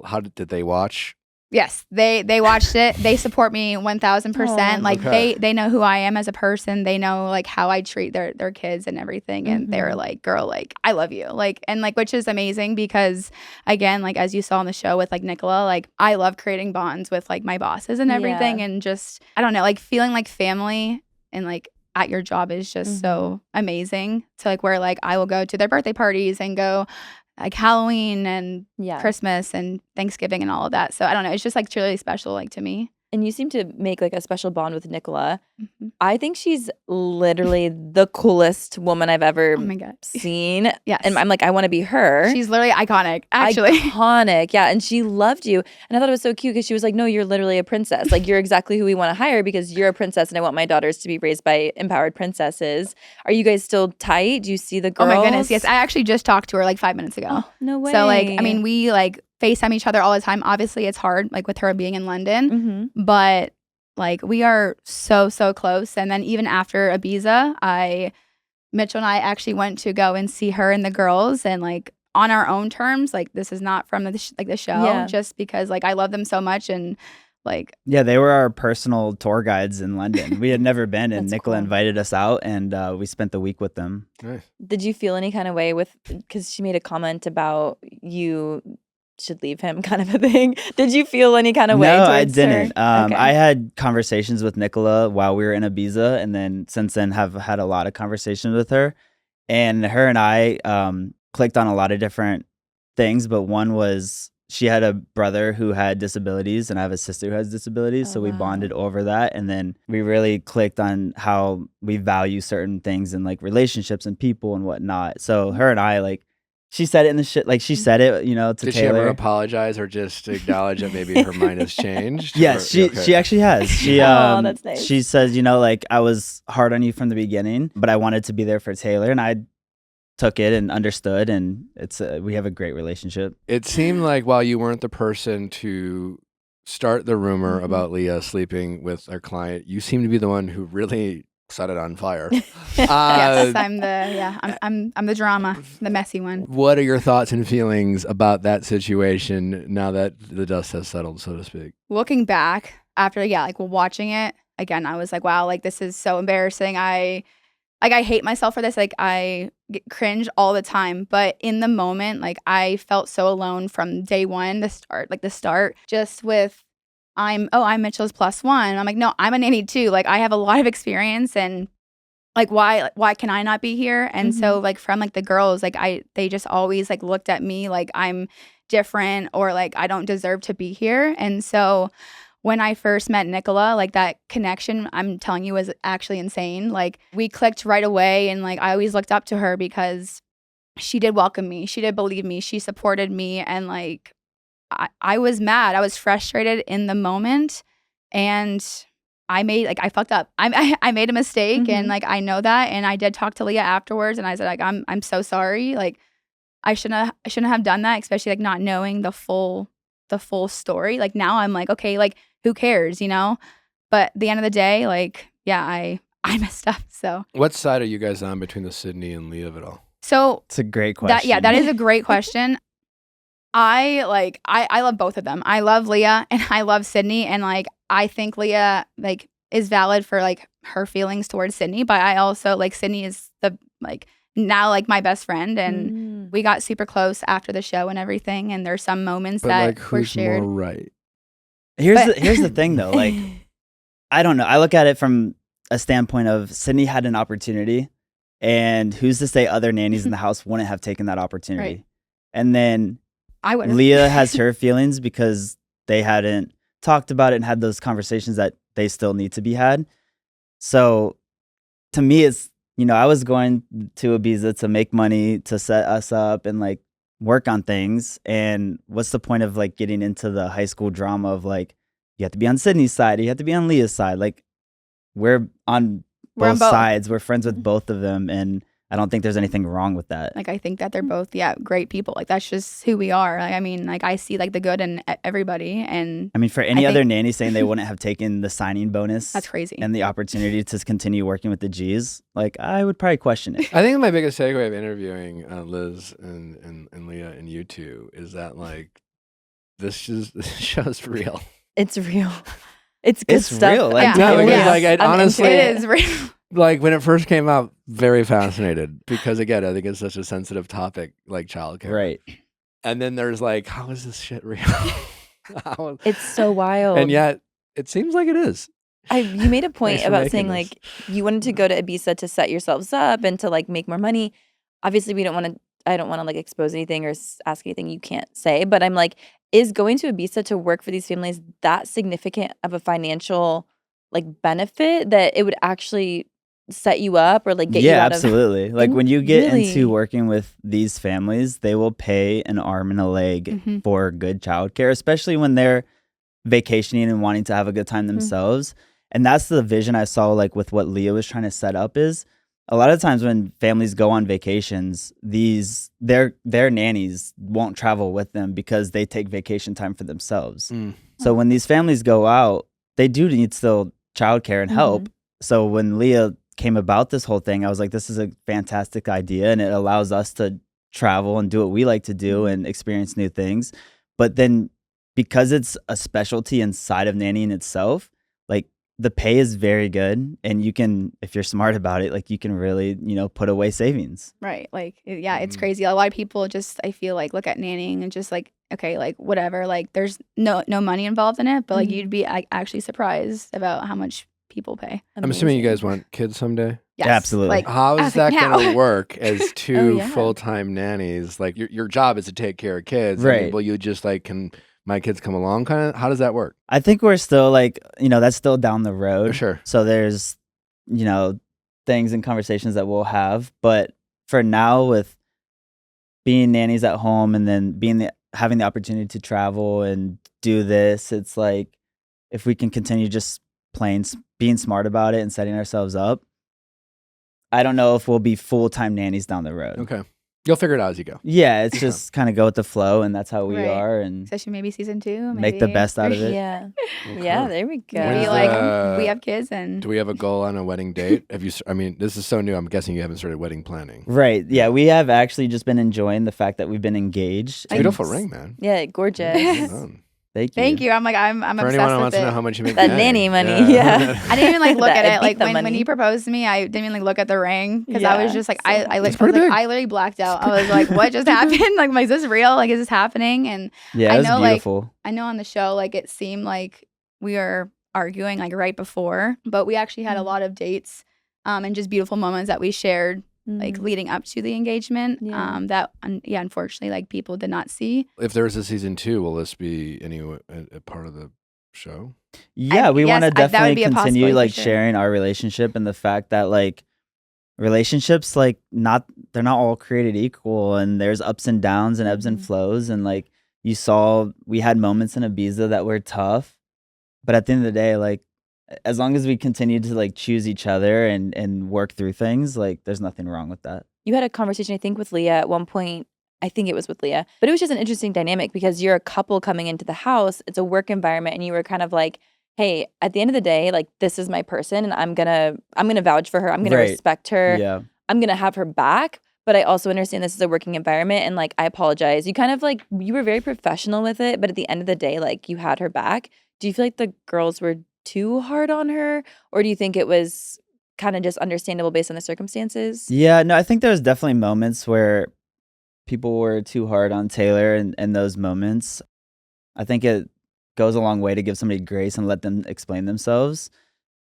In the situation where, that was a rough day at the beach, there was miscommunication on a lot of sides, but we were there for a play date, and the kids that I was with, they wanted to go to the beach, and Taylor was at the pool, and who's to say that if the roles were reversed, I might have left the kids with another nanny as well and said, hey, Taylor, what are you doing? Like, we were here for a play date, and just try to like, get things on the same page. Yeah, it looked really bad. It was just like everybody coming at her and me wanting to just like clear the air, but I didn't get the full chance to do so. That night was crazy with the amount of yelling and intensity that dinner.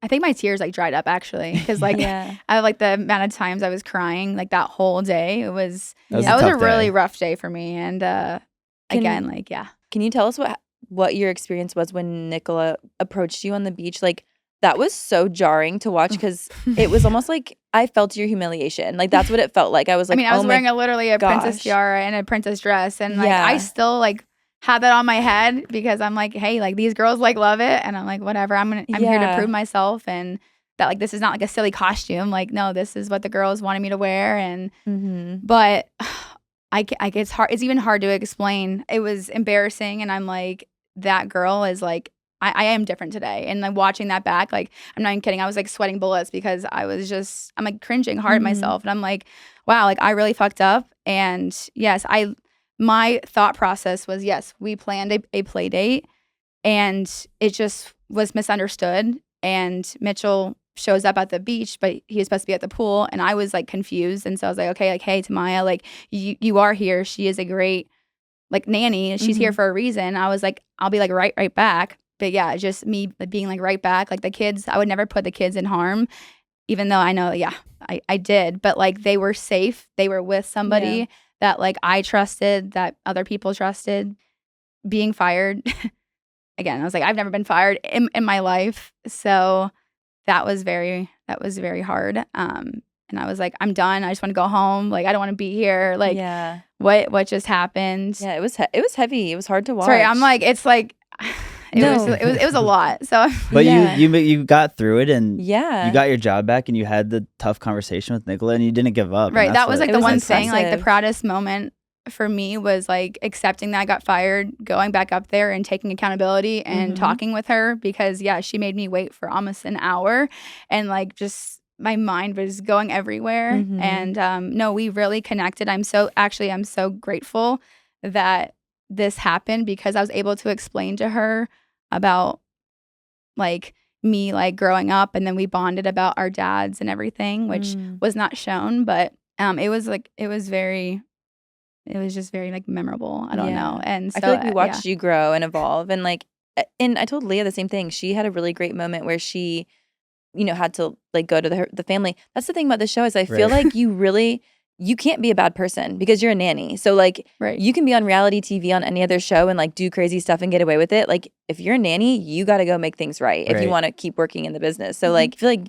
you're kind of not forced to because obviously it's who you are as well. But like it bad showed. behavior's embraced a lot less. Exactly. Like you got to at your core, you got to be good. So I mean, obviously she like hired me back for a reason. I know it seems like all I did was cry. No, but like I was like every cry was like. I don't know. Like it was worth it. I am like very emotional, and like I will say that again. I am very emotional. I cry over happy, sad, like stressful situations, and so unfortunately, just like being there, I don't know. It just brought out like a lot of stress. I mean, it is high stress environment with like 6 new people that I've never met in my life, sharing a house, and like there's like nowhere to go. Like there's nowhere to go. There's no one to talk to. I just felt like I had nobody besides Mitchell, and like I wanted that strong like. Woman bond was with somebody else, and I really like felt it with Nicola. Well, you guys are a very, very cute couple. You guys are so appreciate cute. it. Congratulations on the engagement. Thanks for being a part of the show. It's a very fascinating show. I just honestly wasn't sure what to believe. Like I know a lot about reality TV. I was, as someone who knows how the sausage is made in a lot of these universes, when you incorporating childcare and kids and things like that, it's certainly a show that caught my eye. Yeah, I was just gonna say, like, at the end of the day, not a lot of people live with who they work with. Yeah. And you throw that whole dynamic in, and the show was crazy to watch it back, but every single day was crazy in the house. And we all had to remember that at the end of the day, we're here to try to build this agency that I do feel like there's a need for. Okay. And there were some relationships that, were not shown, and conversations that were not shown. Yeah, that was crazy. And we're definitely, you guys will be back, assuming that we get a season 2. You guys hope to be a part of that? Yeah, we would love absolutely. to be a part of it. And, with Leah and continuing to try to build this thing, like I've had conversations with Leah now that I'm very business savvy and entrepreneurial. And I told Leah, if you ever need help on that side of things, like I know she comes from like the clientele aspect, but I would love to help where I can.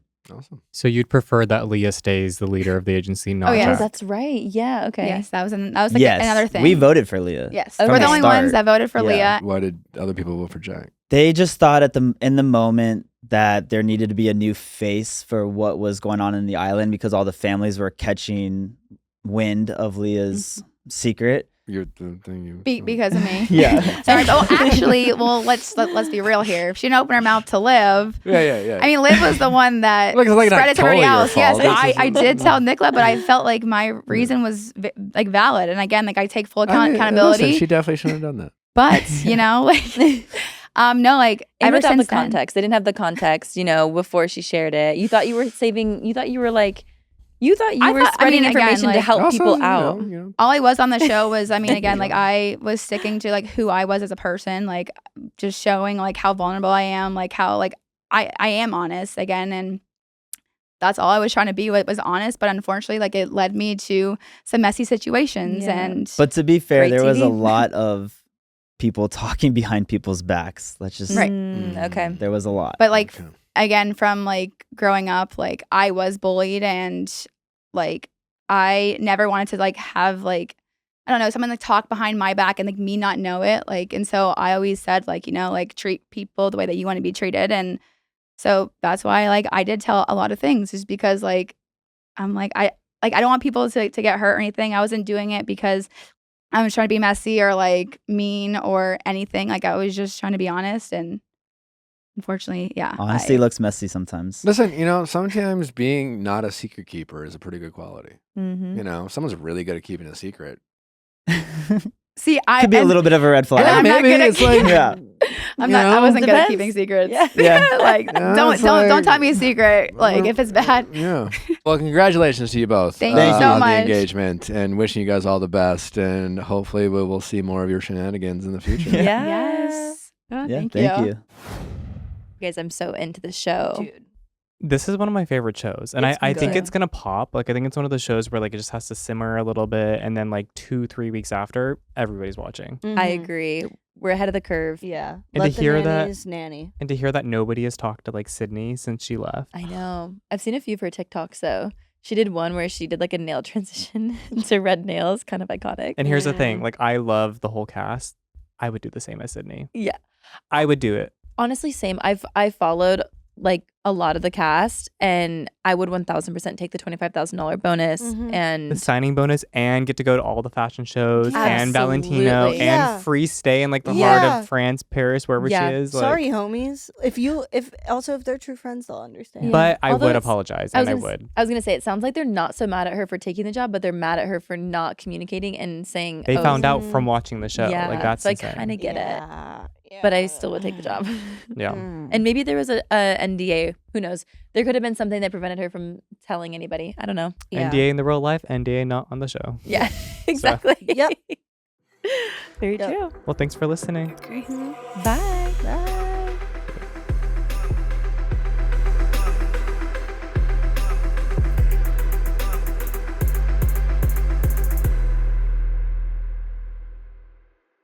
Hey guys, if you loved what you listened to, make sure you hit that subscribe button below. Thanks for listening. We'll see you next time.